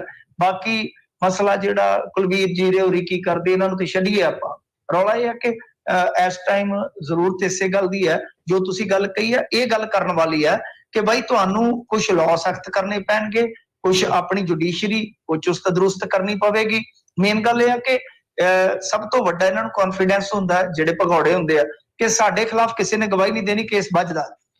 ਸੈਕੰਡ, ਪੈਸਾ ਬਹੁਤ ਹੁੰਦਾ ਉਹਨਾਂ ਦੇ ਕੋਲ, ਤਾਂ ਉਹ ਉੱਥੇ ਸੱਟ ਕਰਨ ਦੀ ਜ਼ਰੂਰਤ ਆ ਕਿ ਜਲਦੀ ਤੋਂ ਜਲਦੀ ਕੇਸਾਂ ਦਾ ਨਿਪਟਾਰਾ ਹੋਵੇ। ਜਦੋਂ ਬੰਦਾ ਪੱਕਾ ਕੈਦੀ ਹੋ ਜਾਂਦਾ, ਉਦੋਂ ਫਿਰ ਡਰਨਾ ਸਟਾਰਟ ਹੋ ਜਾਂਦਾ ਹੈ, ਜਦੋਂ ਸਜ਼ਾ ਹੋ ਜਾਂਦੀ ਹੈ। ਦੂਸਰਾ ਕਿ ਉਹ ਜਿਹੜੀ ਵੀ ਪ੍ਰਾਪਰਟੀ ਬਣਦੀ ਆ ਕ੍ਰਿਮੀਨਲ ਐਕਟੀਵਿਟੀਜ਼ ਦੇ ਨਾਲ, ਐਕਟੀਵਿਟੀਜ਼ ਜਿਹੜੀਆਂ ਕਰਦੇ ਨੇ, ਉਹ ਜਿੰਨੀਆਂ ਵੀ ਉਹ ਐਕਟੀਵਿਟੀਜ਼ ਕਰਕੇ ਉਹ ਪੈਸਾ ਬਣਾਉਂਦੇ ਨੇ, ਜਿੱਥੇ ਜਿੱਥੇ ਵੀ ਜਾਂਦਾ ਹੈ, ਉਹ ਜਿੱਥੇ ਵੀ ਉਹ ਦੌਲਤ ਲੱਗਦੀ ਆ, ਉਹ ਚੀਜ਼ਾਂ ਜ਼ਬਤ ਹੋਣੀਆਂ ਸਟਾਰਟ ਕਰਨਗੇ। ਤਾਂ ਇਹ 2-3 ਚੀਜ਼ਾਂ ਜਿਹੜੀਆਂ ਉਹ ਬਾਏ ਲਾਅ ਕਰਨ ਤਾਂ ਠੀਕ ਹੈ, ਪਰ ਮੇਰਾ ਮੰਨਣਾ ਇਹ ਆ ਕਿ ਸਭ ਤੋਂ ਵਧੀਆ ਤਰੀਕਾ ਤੇ ਇਹੋ ਆ ਕਿ ਅਗਲੀ ਪੀੜ੍ਹੀ ਨੂੰ ਸਾਂਭੋ। ਜਿਹੜੀ ਇਹ ਪੀੜ੍ਹੀ ਆ ਇਹਨੂੰ ਮੌਕਾ ਦਿਓ, ਜਿਹੜਾ ਵਾਪਸ ਆਉਣਾ ਚਾਹੁੰਦਾ ਉਹਦੀ ਸਿਕਿਉਰਿਟੀ, ਉਹਦੀ ਰੀਹੈਬ ਸਾਰੀ ਤਰੀਕੇ ਨਾਲ ਕਰ ਦਿਓ।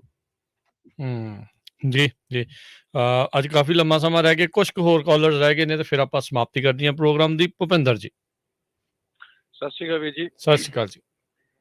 ਪਹਿਲਾਂ ਤਾਂ ਮੈਂ ਤੁਹਾਨੂੰ ਵਧਾਈ ਦੇਣੀ ਚਾਹੁੰਦਾ ਇੱਕ ਚੀਜ਼ ਦੀ, ਵੀ ਤੁਹਾਡੇ ਸਰੋਤੇ ਇੰਨੇ ਵਧੀਆ ਨੇ, ਇੰਨੇ ਵਧੀਆ ਸਵਾਲ ਪੁੱਛੇ ਨੇ। ਮੇਰੇ ਜਿਹੜੇ 4 ਕੁਐਸਚਨ ਸੀ ਉਹ 4 ਆਲਰੇਡੀ ਪੁੱਛ ਚੁੱਕੇ ਨੇ ਉਹ। ਠੀਕ ਹੈ, ਥੈਂਕ ਯੂ ਜੀ, ਥੈਂਕ ਯੂ। ਤੇ ਦੂਸਰਾ ਮੇਰਾ ਸਵਾਲ ਸੀ ਇੱਕ ਵੀਰ ਜੀ, ਸਿੱਧੂ ਮੂਸੇਵਾਲਾ ਵੀਰ 4 ਕਰੋੜ ਦੇ ਲਗਭਗ ਟੈਕਸ ਦਿੰਦਾ ਸੀਗਾ। ਉਹਦੇ ਹਿਸਾਬ ਨਾਲ ਜੇ ਇਹਦੀ ਕੈਲਕੂਲੇਸ਼ਨ ਕਰਕੇ ਦੇਖਿਆ ਜਾਏ ਤਾਂ 43 ਆਦਮੀਆਂ ਦੀ ਜੇ 76,000 ਦੇ ਹਿਸਾਬ ਨਾਲ ਕੈਲਕੂਲੇਸ਼ਨ ਕਰੀਏ ਤਾਂ 43 ਬੰਦੇ ਨੇ ਜਿਹੜੇ ਪੁਲਿਸ ਦੇ ਉਹ ਪੇ ਕਰਦਾ ਸੀਗਾ ਉਹ। ਐਟਲੀਸਟ ਉਹਨੂੰ ਘੱਟੋ ਘੱਟ 5-6 ਬੰਦੇ ਤਾਂ ਦੇਣੇ ਚਾਹੀਦੇ, ਜ਼ਰੂਰੀ ਸੀਗੇ ਨਾ ਜੀ। ਇਹ ਇੱਥੇ ਤਾਂ ਸਰਕਾਰ ਦੀ ਥੋੜੀ ਜਿਹੀ ਨਲਾਇਕੀ ਹੋਈ ਹੈਗੀ ਆ ਜੀ। ਥੈਂਕ ਯੂ ਜੀ। ਇਹ ਗੱਲ ਤੁਹਾਡੀ ਠੀਕ ਹੈ ਜੀ, ਵਾਜਬ ਹੈ। ਕੈਲਕੂਲੇਸ਼ਨ ਵੀ ਤੁਹਾਡੀ ਲਾਜਵਾਬ ਰਹੀ ਹੈ ਇਸ ਮਾਮਲੇ 'ਚ। ਤੇ ਹੁਣ ਟੈਕਸ ਪੇਅਰ ਤਾਂ ਮੈਨੂੰ ਪਤਾ ਨਹੀਂ ਕਿ ਕਿੰਨਾ ਟੈਕਸ ਪੇ ਕਰਦੇ ਸੀ, ਪਰ ਜੇ ਆਪਾਂ ਜਿਵੇਂ ਇੱਕ ਕਾਲਰ ਵੀਰ ਜੀ ਨੇ ਦੱਸਿਆ ਕਿ ਉਹਨਾਂ ਦੀ ਕਮਾਈ ਹੈਵੀ ਸੀ, ਇਹਦਾ ਮਤਲਬ ਕਿ ਟੈਕਸ ਵੀ ਫਿਰ ਉਹਨਾਂ ਦਾ ਵਧੀਆ ਜਾਂਦਾ ਹੋਏਗਾ। ਤੇ ਗੱਲ ਠੀਕ ਆ। ਮੇਰਾ ਮੰਨਣਾ ਇਹ ਹੈ ਕਿ ਦੇਖੋ, ਜਦੋਂ ਸਾਰਾ ਕੁਝ ਸ਼ੀਸ਼ੇ ਵਾਂਗੂ ਤੁਹਾਨੂੰ ਸਾਫ਼ ਹੋ ਗਿਆ ਸੀਗਾ ਤਾਂ ਉੱਥੇ ਜਿਹੜੀ ਸਿਕਿਉਰਿਟੀ ਦੀ ਟੁਕੜੀ ਵੀ ਲਾਉਣੀ ਸੀ, ਤਾਂ ਮੈਨੂੰ ਲੱਗਦਾ ਕਿ ਇੱਕ ਉੱਥੇ ਇੰਚਾਰਜ ਲਾਉਣਾ ਚਾਹੀਦਾ ਸੀ, ਘੱਟੋ ਘੱਟ ਥਾਣੇਦਾਰ ਹੀ ਲੱਗਦਾ, ਚਾਹੇ 4 ਹੁੰਦੇ ਚਾਹੇ 5 ਹੁੰਦੇ। ਕਿਉਂਕਿ ਜਿਹੜਾ ਕੁਝ ਵੱਡੇ ਰੈਂਕ ਦਾ ਹੁੰਦਾ ਹੈ ਨਾ, ਸਿਪਾਹੀ ਹੁੰਦੇ ਆ ਜੀ ਜੀ, ਉਤਲੇ ਰੈਂਕ ਦਾ ਜਿਹੜਾ ਹੁੰਦਾ ਹੈ ਨਾ, ਉਹਦੀ ਜ਼ਿੰਮੇਵਾਰੀ ਵੱਧ ਜਾਂਦੀ ਹੈ। ਸੋ ਇਹ ਫਿਰ ਜਿਹੜੀ ਮਤਲਬ ਕਿ ਜੋ ਸਿੱਧੂ ਕੋਲੋਂ ਕੁਤਾਹੀ ਹੋਈ ਹੈ ਉਹਦੀ ਗੁੰਜਾਇਸ਼ ਘਟ ਜਾਂਦੀ ਹੈ ਹਮੇਸ਼ਾ, ਕਿਉਂਕਿ ਜਿਹੜਾ ਉਤਲੇ ਰੈਂਕ ਦਾ ਅਫਸਰ ਹੁੰਦਾ ਹੈ ਉਹ ਹਮੇਸ਼ਾ ਦੂਜਿਆਂ ਨੂੰ ਡਿਸਪਲਿਨ ਕਰਦਾ ਹੈ, ਔਰ ਆਪ ਕਿਉਂਕਿ ਉਹਦੀ ਜ਼ਿੰਮੇਵਾਰੀ ਹੁੰਦੀ ਹੈ, ਉਹ ਆਪ ਵੀ ਅਨੁਸ਼ਾਸਨਾਤਮਕ ਰਹਿ ਕੇ ਕੰਮ ਕਰਦਾ ਹੈ। ਤਾਂ ਮੇਰਾ ਇਹ ਮੰਨਣਾ ਹੈ ਕਿ ਜਦੋਂ ਇੰਨਾ ਥ੍ਰੈਟ ਸੀਗਾ, ਉਹਦੇ ਡੈਡੀ ਨੂੰ ਕਾਲਾਂ ਆ ਰਹੀਆਂ ਸੀਗੀਆਂ, ਬਹੁਤ ਕੁਝ ਹੋ ਰਿਹਾ ਸੀਗਾ, ਅੰਦਰ ਖਾਤੇ ਚੱਲ ਰਿਹਾ। ਇੱਕ ਅਖਬਾਰ ਨੇ ਤਾਂ ਕਲੇਮ ਕੀਤਾ ਕਿ 2 ਸਾਲਾਂ 'ਚ 23 ਵਾਰੀ ਕਾਲਾਂ ਆਈਆਂ ਨੇ, 23 ਵਾਰੀ ਧਮਕਾਇਆ ਗਿਆ ਸਿੱਧੂ ਮੂਸੇਵਾਲੇ ਨੂੰ। ਸੋ ਇਹ ਬੜੀ ਵੱਡੀ ਗੱਲ ਹੈ। ਖੈਰ ਚਲੋ ਅੱਗੇ ਦੇਖਦੇ ਹੁਣ ਕੀ ਬਣਦਾ, ਪਰ ਡੈਫੀਨੇਟਲੀ ਸਰਕਾਰ ਤਾਂ ਜਵਾਬਦੇਹ ਹੁੰਦੀ ਹੈ ਜੀ ਜਦੋਂ ਇਸ ਤਰ੍ਹਾਂ ਦਾ ਕੋਈ ਕੰਮ ਹੋ ਜਾਂਦਾ ਹੈ। ਥੈਂਕ ਯੂ ਜੀ। ਸੁਖਦੇਵ ਜੀ। ਭਾਈ ਸਤਿ ਸ਼੍ਰੀ ਅਕਾਲ। ਮੈਂ ਇਹ ਪੁੱਛਣਾ ਸੀਗਾ, ਤੁਹਾਡੀ ਰਾਏ ਲੈਣੀ ਸੀਗੀ। ਦੇਖੋ ਜਿੱਦਾਂ ਹੁਣ ਸੁਣ 'ਚ ਇਹ ਆਇਆ ਕਿ ਉਹਨਾਂ ਦੀ ਜਿਹੜੀ ਬੁਲੇਟ ਪ੍ਰੂਫ ਗੱਡੀ ਸੀਗੀ ਉਹ ਟਾਇਰ ਪੈਂਚਰ ਸੀਗਾ ਜਾਂ ਕੋਈ ਕਾਰਨ ਯੂਜ਼ ਨਹੀਂ, ਜਿਹੜੀ ਬੁਲੇਟ ਪ੍ਰੂਫ ਗੱਡੀ ਸੀ ਉਹ ਲੈ ਕੇ ਨਹੀਂ ਗਏ। ਇੱਕ ਪਜੈਰੋ ਗੱਡੀ ਖਲੋਤੀ ਸੀ, ਪਜੈਰੋ 'ਚ ਹਵਾ ਘੱਟ ਸੀਗੀ। ਉਹ ਹੁਣ ਹਾਲੇ ਤੱਕ ਇਹ ਭੇਤ ਬਣਿਆ ਹੋਇਆ ਕਿ ਜਿਹੜੀ ਬੁਲੇਟ ਪ੍ਰੂਫ ਗੱਡੀ ਸੀ ਕਿ ਉਹਦੀ ਚਾਬੀ ਉਸ ਟਾਈਮ ਹੈਗੀ ਸੀ, ਕਿਉਂਕਿ ਕੁਝ ਮੀਡੀਆ ਆਊਟਲੈਟਸ ਨੇ ਜਦੋਂ ਗੱਲ ਕੀਤੀ ਆ, ਉਹ ਜਿਹੜੇ ਬੱਚੇ ਨੇ ਜਿਹੜੇ ਇਸ ਘਟਨਾ ਦੇ ਵਿੱਚ ਮਤਲਬ ਨਾਲ ਸੀਗੇ, ਤਾਂ ਹਾਂਜੀ ਉਹਨਾਂ ਨੇ ਇਹ ਗੱਲ ਜ਼ਰੂਰ ਕਹੀ ਹੈ ਕਿ ਸ਼ਾਇਦ ਇੱਕ ਅਖਬਾਰ ਜਾਂ 2 ਅਖਬਾਰ ਨੇ ਕਲੇਮ ਕੀਤਾ ਕਿ ਉਹਨਾਂ ਨੇ ਇਹ ਗੱਲ ਕਹੀ ਹੈ ਕਿ ਜਿਹੜੀ ਚਾਬੀ ਸੀ ਉਹ ਸ਼ਾਇਦ ਮਾਤਾ ਜੀ ਕੋਲ ਸੀ ਤੇ ਮਾਤਾ ਜੀ ਉਦੋਂ ਕਿਸੇ ਦੇ ਘਰ ਗਏ ਹੋਏ ਸੀ। ਠੀਕ ਹੈ। ਤੇ ਮੇਰਾ ਸਵਾਲ ਇੱਥੇ ਆ ਰਿਹਾ ਕਿ ਜਿੱਦਾਂ ਹੁਣ ਕੋਈ ਬੁਲੇਟ ਪ੍ਰੂਫ ਗੱਡੀ ਨਹੀਂ ਲੈ ਕੇ ਗਏ ਤੇ ਜਿਹੜੇ ਪੁਲਿਸੀਏ ਸੀਗੇ, ਮੁਮਕਿਨ ਆ ਕਿ ਇਜ਼ ਇਟ ਪੋਸੀਬਲ ਕਿ ਉਹਨਾਂ ਨੇ ਦੱਸਦਾ ਹੋਊਗਾ ਗੈਂਗਸਟਰਸ ਨੂੰ ਕਿ ਇਕੱਲਾ ਹੀ ਗਿਆ ਹੈ, ਸਿਕਿਉਰਿਟੀ ਹੈ ਨਹੀਂ ਜਾਂ ਸਮਥਿੰਗ ਔਨ ਦੈਟ ਲਾਈਨ, ਕੋਈ ਏਦਾਂ ਇਨਵੈਸਟੀਗੇਟ ਮਸੂਦ ਦੇਤੀ ਕਿਸੇ ਨੇ ਕਾਤਲਾਂ ਨੂੰ ਬੇਸਿਕਲੀ? ਦੇਖੋ ਨਹੀਂ, ਆਪਾਂ ਬਿਨਾਂ ਤੱਥ ਤੋਂ ਇਹ ਗੱਲ ਨਹੀਂ ਕਹਿ ਸਕਦੇ, ਕਿਉਂਕਿ ਗਾਰਡ ਜਿਹੜੇ ਆ ਉਹ ਵੈਸੇ ਤਾਂ ਤੁਹਾਨੂੰ ਮੈਂ ਦੱਸਿਆ ਕਿ ਬਹੁਤ ਲਾਇਲ ਹੋ ਜਾਂਦੇ ਨੇ ਇਸ ਮਾਮਲੇ 'ਚ। ਹੁੰਦਾ ਨਹੀਂ, ਬਹੁਤ ਘੱਟ ਹੁੰਦਾ, ਪਰ ਇਹ ਵੀ ਨਹੀਂ ਹੈ ਕਿ ਸੰਭਵ ਨਹੀਂ ਹੈ। ਹੱਥਕਥਨੀ ਤੁਹਾਡੀ ਗੱਲ 'ਚ ਵੀ ਦਮ ਹੋ ਸਕਦਾ, ਕੋਈ ਹੱਥਕਥਨੀ ਨਹੀਂ ਹੈ, ਕੋਈ ਅਣਹੋਣੀ ਗੱਲ ਨਹੀਂ ਹੈਗੀ, ਹੋ ਜਾਂਦੀ ਹੈ। ਪਰ ਜੋ ਗੱਲ ਮੈਂ ਸਮਝਦਾ, ਜਿੰਨੀ ਕੁ ਮਾਫ ਕਰਨਾ, ਮੈਨੂੰ ਇਉਂ ਲੱਗਦਾ ਕਿ ਕੋਈ ਬੰਦਾ ਸੀ, ਚਾਹੇ ਉਹ ਮੂਸੇ ਪਿੰਡ 'ਚੋਂ ਹੋਵੇ, ਚਾਹੇ ਕੋਈ ਇਹਨਾਂ ਦੇ ਆਸੇ ਪਾਸਿਓਂ ਹੋਵੇ, ਜੋ ਰੇਕੀ ਕੀਤੀ ਗਈ, ਜਿਸ ਤਰੀਕੇ ਨਾਲ ਉਹਨਾਂ ਦਾ ਐਸਕੇਪ ਰੂਟ ਰਿਹਾ, ਉਹ ਵਾਕਿਆ ਬਾ ਕਮਾਲ ਕਿਸੇ ਬੰਦੇ ਦਾ ਦੱਸਿਆ ਹੋਇਆ ਹੈ। ਤਾਂ ਮੈਨੂੰ ਇਉਂ ਲੱਗਦਾ, ਜਾਤੀ ਤੌਰ ਤੇ, ਨਿੱਜੀ ਤੌਰ ਤੇ ਮੈਨੂੰ ਇਹ ਮਹਿਸੂਸ ਹੁੰਦਾ, ਕੋਈ ਮੰਨ ਲਓ ਕਿ ਮੈਂ ਕਿਸੇ ਤੇ ਇਲਜ਼ਾਮ ਨਹੀਂ ਲਾ ਰਿਹਾ, ਕਿ ਮੂਸੇ ਪਿੰਡ ਜਾਂ ਆਸ-ਪਾਸ ਕਿਤੇ ਨਾ ਕਿਤੇ ਉਹ ਬੰਦਾ ਸੀ ਜਿਹੜਾ ਕਿ ਬਿਲਕੁਲ ਉਹਨਾਂ ਨੂੰ ਲਿੰਕ ਰੋਡਾਂ ਤੱਕ, ਕਿਉਂਕਿ ਇੱਕ ਹੋਰ ਆ ਗਈ ਹੈ ਨਾ CCTV, ਜਿਹਦੇ ਚੋਂ ਅੱਗੇ ਉਹ 5:47 ਤੇ ਕ੍ਰਾਸ ਹੋ ਰਹੇ ਆ ਇੱਕ ਪਿੰਡ ਚੋਂ, ਤਾਂ ਤੁਸੀਂ ਅੰਦਾਜ਼ਾ ਲਾ ਲਓ ਕਿ ਲਿੰਕ ਰੋਡ ਯੂਜ਼ ਹੋ ਰਹੀ ਹੈ। ਬਾਹਰ ਦੇ ਬੰਦੇ ਆਏ ਹੋਣ, ਚਾਹੇ ਦੂਸਰੇ ਜ਼ਿਲ੍ਹੇ 'ਚ ਵੀ ਚਲੇ ਜਾਓ ਤੁਸੀਂ, ਤਾਂ ਇਦਾਂ ਤੇ ਅਸੀਂ ਕਿਸੇ ਦੂਸਰੇ ਜ਼ਿਲ੍ਹੇ 'ਚ ਚਲੇ ਜਾਈਏ, ਜ਼ਿਲ੍ਹੇ 'ਚ ਕੀ ਛੱਡੋ 50 ਪਿੰਡ ਦੂਰ ਚਲੇ ਜਾਈਏ ਆਪਾਂ, ਤਾਂ ਆਪਾਂ ਫਿਰ ਨਹੀਂ ਘੁੰਮਣਾ ਹੋਵੇ ਤੇ 3 ਵਾਰੀ ਪੁੱਛਦੇ ਆਪਾਂ ਵੀ ਆਹ ਸੜਕ ਲੰਘ ਜੂਗਾ, ਆਹ ਸੜਕ ਲੰਘ ਜੂਗਾ, ਉਹ ਕਿਤੇ ਰੁਕੇ ਨਹੀਂ। ਸੋ ਪਲੈਨਿੰਗ ਉਹਨਾਂ ਦੀ ਪੂਰੀ ਸੀਗੀ ਕਿੱਥੋਂ ਨਿਕਲਣਾ, ਕਿਉਂਕਿ ਇਹ ਵੀ ਇੱਕ ਵੱਡਾ ਫੇਲੀਅਰ ਸਰਕਾਰ ਦਾ ਰਿਹਾ। ਏਡੀ ਵੱਡੀ ਘਟਨਾ ਹੋਣ ਦੇ ਬਾਵਜੂਦ ਉਹ ਕਿਤੇ ਵੀ ਜਿਹੜੇ ਉਹ ਦਾਅ 'ਚ ਨਹੀਂ ਆਏ, ਕਿਤੇ ਨਹੀਂ ਫੜੇ ਗਏ। ਬਸ ਆਹੀ ਤੇ ਮੈਂ ਕਹਿ ਰਿਹਾ ਨਾ ਕਿ ਡਰ ਨਹੀਂ ਹੈਗਾ, ਪੁਲਿਸ ਦਾ ਡਰ ਨਹੀਂ। ਉਹਨਾਂ ਨੂੰ ਪਤਾ ਹੈ ਕਿ ਅਸੀਂ ਵਾਰਦਾਤ ਕਰਕੇ ਨਿਕਲ ਸਕਦੇ ਆ। ਹੁਣ ਇਹੀ ਗੱਲ ਹੈ ਨਾ ਕਿ ਵੈਸਟਰਨ ਪੁਲਿਸ ਕੋਲ ਤੁਹਾਨੂੰ ਪਤਾ ਇਸ ਤਰ੍ਹਾਂ ਦੇ ਪ੍ਰਬੰਧਕ ਬਹੁਤ ਜਲਦੀ ਉਹ ਮਗਰ ਲੱਗਦੇ, ਬਹੁਤ ਕੁਇਕਲੀ ਰਿਸਪੌਂਡ ਹੁੰਦਾ।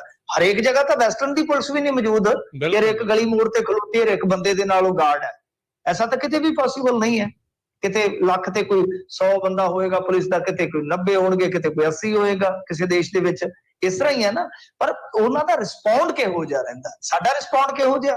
ਇੱਥੇ ਤੇ ਕਈ ਵਾਰ ਹਫੜਾ ਦਫੜੀ 'ਚ ਗੱਡੀ 'ਚ ਸੈਲਫ ਮਾਰਦੇ ਆ ਤੇ ਗੱਡੀ ਦੇ ਵਿੱਚ ਤੇਲ ਹੀ ਕੋਈ ਨਹੀਂ ਹੈਗਾ। ਉਹ ਜਾ ਤੇਰਾ ਭਲਾ ਹੋ ਜਾਵੇ, ਹੱਟੀ ਤੋਂ ਉੱਥੋਂ ਪਵਾ ਕੇ ਲਿਆ 5 ਲੀਟਰ, ਦੁਕਾਨ ਤੋਂ ਕਈ ਵਾਰ ਤੇਲ ਲਿਆਉਣਾ ਪੈਂਦਾ। ਸੋ ਇਹ ਗੱਲ ਹੈ, ਬਿਲਕੁਲ ਮੈਂ ਇਸ ਗੱਲ ਦੇ ਨਾਲ ਮੁਤਫਿਕ ਹਾਂ ਕਿ ਤੁਹਾਨੂੰ ਆਪਣਾ ਸਿਸਟਮ ਜਿਹੜਾ ਚੁਸਤ ਦਰੁਸਤ ਕਰਨਾ ਪਏਗਾ। ਪੁਲਿਸ ਦੀ ਗੱਡੀ ਤੋਂ ਲੈ ਕੇ ਜੁਡੀਸ਼ਰੀ ਤੱਕ ਰਫ਼ਤਾਰ ਵਧਾਉਣੀ ਪਏਗੀ। ਇਹੀ ਨਹੀਂ, ਇੱਕ ਹੋਰ ਚੀਜ਼ ਦੇਖੀ ਗਈ, ਮੌਕੇ ਵਾਰਦਾਤ ਦੇ ਉੱਤੇ ਜਿਹੜੀ ਚੀਜ਼ ਐਵੀਡੈਂਸ ਬਣਨੀ ਆ, ਜਣਾ ਖਣਾ ਆ ਕੇ ਉਹਨੂੰ ਹੱਥ ਲਾ ਰਿਹਾ ਹੈ, ਕਿਸੇ ਦੀ ਕੋਈ ਰੋਕ ਟੋਕ ਨਹੀਂ। ਇਹਨਾਂ ਨੂੰ ਪਤਾ ਹੀ ਨਹੀਂ ਹੈਗਾ ਕਿ ਫੋਰੈਂਸਿਕ ਵੀ ਕੋਈ ਜਾਂਚ ਪੜਤਾਲ ਹੁੰਦੀ। ਇਹਨਾਂ ਨੂੰ ਇਹ ਹੁੰਦਾ ਬਸ ਹੋ ਗਿਆ ਤੇ ਬਸ ਠੀਕ ਹੈ, ਹੁਣ ਚੱਕੋ ਸਾਰਾ ਕੁਝ। ਸੋ ਕੋਈ ਹੈ ਹੀ ਨਹੀਂ, ਕੋਈ ਮਤਲਬ ਹੀ ਨਹੀਂ ਕੀ ਪ੍ਰੋਸੈਸ ਇਹਨਾਂ ਨੇ ਬਣਾਏ, ਕੀ ਪ੍ਰੋਸੀਜਰ ਆ, ਕੁਛ ਨਹੀਂ ਇਸ ਦੇ ਵਿੱਚ। ਔਰ ਇੱਕ ਚੀਜ਼ ਜਾਂਦੇ ਜਾਂਦੇ ਮੈਂ ਪੁੱਛਣਾ ਚਾਹੁੰਦਾ ਵੀ ਜਿਹੜੇ 2 ਮੌਕੇ ਵਾਰਦਾਤ ਦੇ ਉੱਤੇ ਜਿਹੜੇ ਨਾਲ ਸੀਗੇ ਸਿੱਧੂ ਦੇ, ਉਹਨਾਂ ਨੂੰ ਜਨਤਕ ਕਰ ਦੇਣਾ, ਉਹਨਾਂ ਦੀਆਂ ਫੋਟੋਆਂ ਇੱਥੇ ਲਾ ਜਾ, ਉਹ ਵੀ ਬੇਵਕੂਫੀ ਹੈ, ਉਹ ਵੀ ਬੇਵਕੂਫੀ ਹੈ। ਵਿਧਾਇਕ ਨੇ ਵੀ ਬੇਵਕੂਫੀ ਕੀਤੀ ਹੈ, ਪੱਤਰਕਾਰਾਂ ਨੇ ਵੀ ਕੀਤੀ ਹੈ, ਕਿਉਂਕਿ ਉਹ ਗਵਾਹ ਨੇ। ਅੱਛਾ, ਉਹ ਗਵਾਹੀ ਨਾ ਵੀ ਲਿਖਾਉਣਗੇ ਸਿੱਧੂ ਮੂਸੇਵਾਲੇ ਦੇ ਕਤਲ 'ਚ, ਉਹ ਖੁਦ ਹੀ ਹਮਲੇ ਦਾ ਸ਼ਿਕਾਰ ਨੇ, ਕਿਉਂਕਿ 307 ਇਹਨਾਂ ਦੇ ਕੇਸ 'ਚ ਵੀ ਲੱਗਣੀ ਹੈ। ਤਾਂ ਮਤਲਬ ਕਿ 307 ਦੇ ਤਾਂ ਉਹ ਗਵਾਹ ਬਣਨਗੇ ਨਾ, ਕਿਉਂਕਿ ਕੇਸ ਉਹਨਾਂ ਦਾ ਬਣਨਾ ਹੈ। ਪੀੜਤ ਨੇ, ਗੋਲੀਆਂ ਉਹਨਾਂ ਨੂੰ ਲੱਗੀਆਂ, ਗੋਲੀ ਜਿਹਦੇ ਸਰੀਰ ਨੂੰ ਲੱਗ ਗਈ 307 ਬਣਨੀ ਹੈ।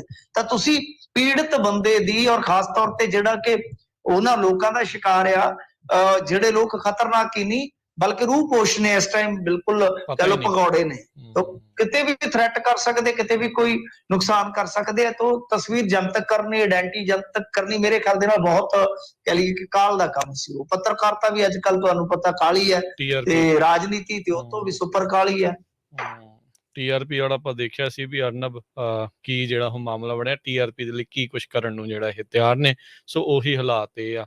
ਸੋ ਜਿੰਨੇ ਵੀ ਇਸ ਟਾਈਮ ਬਣੇ ਪਏ ਨੇ ਪੱਤਰਕਾਰ ਜਾਂ ਹੈਗੇ ਨੇ, ਉਹਨਾਂ ਨੂੰ ਇੱਕ ਵਾਰੀ ਫਿਰ ਜਰਨਲਿਜ਼ਮ ਦੀ ਕਿਤਾਬ ਨੂੰ ਮਾੜਾ ਜੀ ਦੁਬਾਰਾ ਉਤੋਂ ਨੇੜਿਓਂ ਕਿਤੋਂ ਝਾਤ ਮਾਰਨ ਦੀ ਜ਼ਰੂਰਤ ਹੈ ਸਾਰੀਆਂ ਚੀਜ਼ਾਂ 'ਚ। ਬਹੁਤ ਸ਼ੁਕਰੀਆ ਮਿੰਟੂ ਜੀ, ਬਹੁਤ ਧੰਨਵਾਦ ਸਮਾਂ ਦੇਣ ਦੇ ਲਈ, ਤੇ ਮਿਲਦੇ ਹਾਂ ਜੀ ਫਿਰ ਕੱਲ ਨੂੰ। ਧੰਨਵਾਦ, ਸਤਿ ਸ਼੍ਰੀ ਅਕਾਲ ਜੀ, ਮਿਹਰਬਾਨੀ।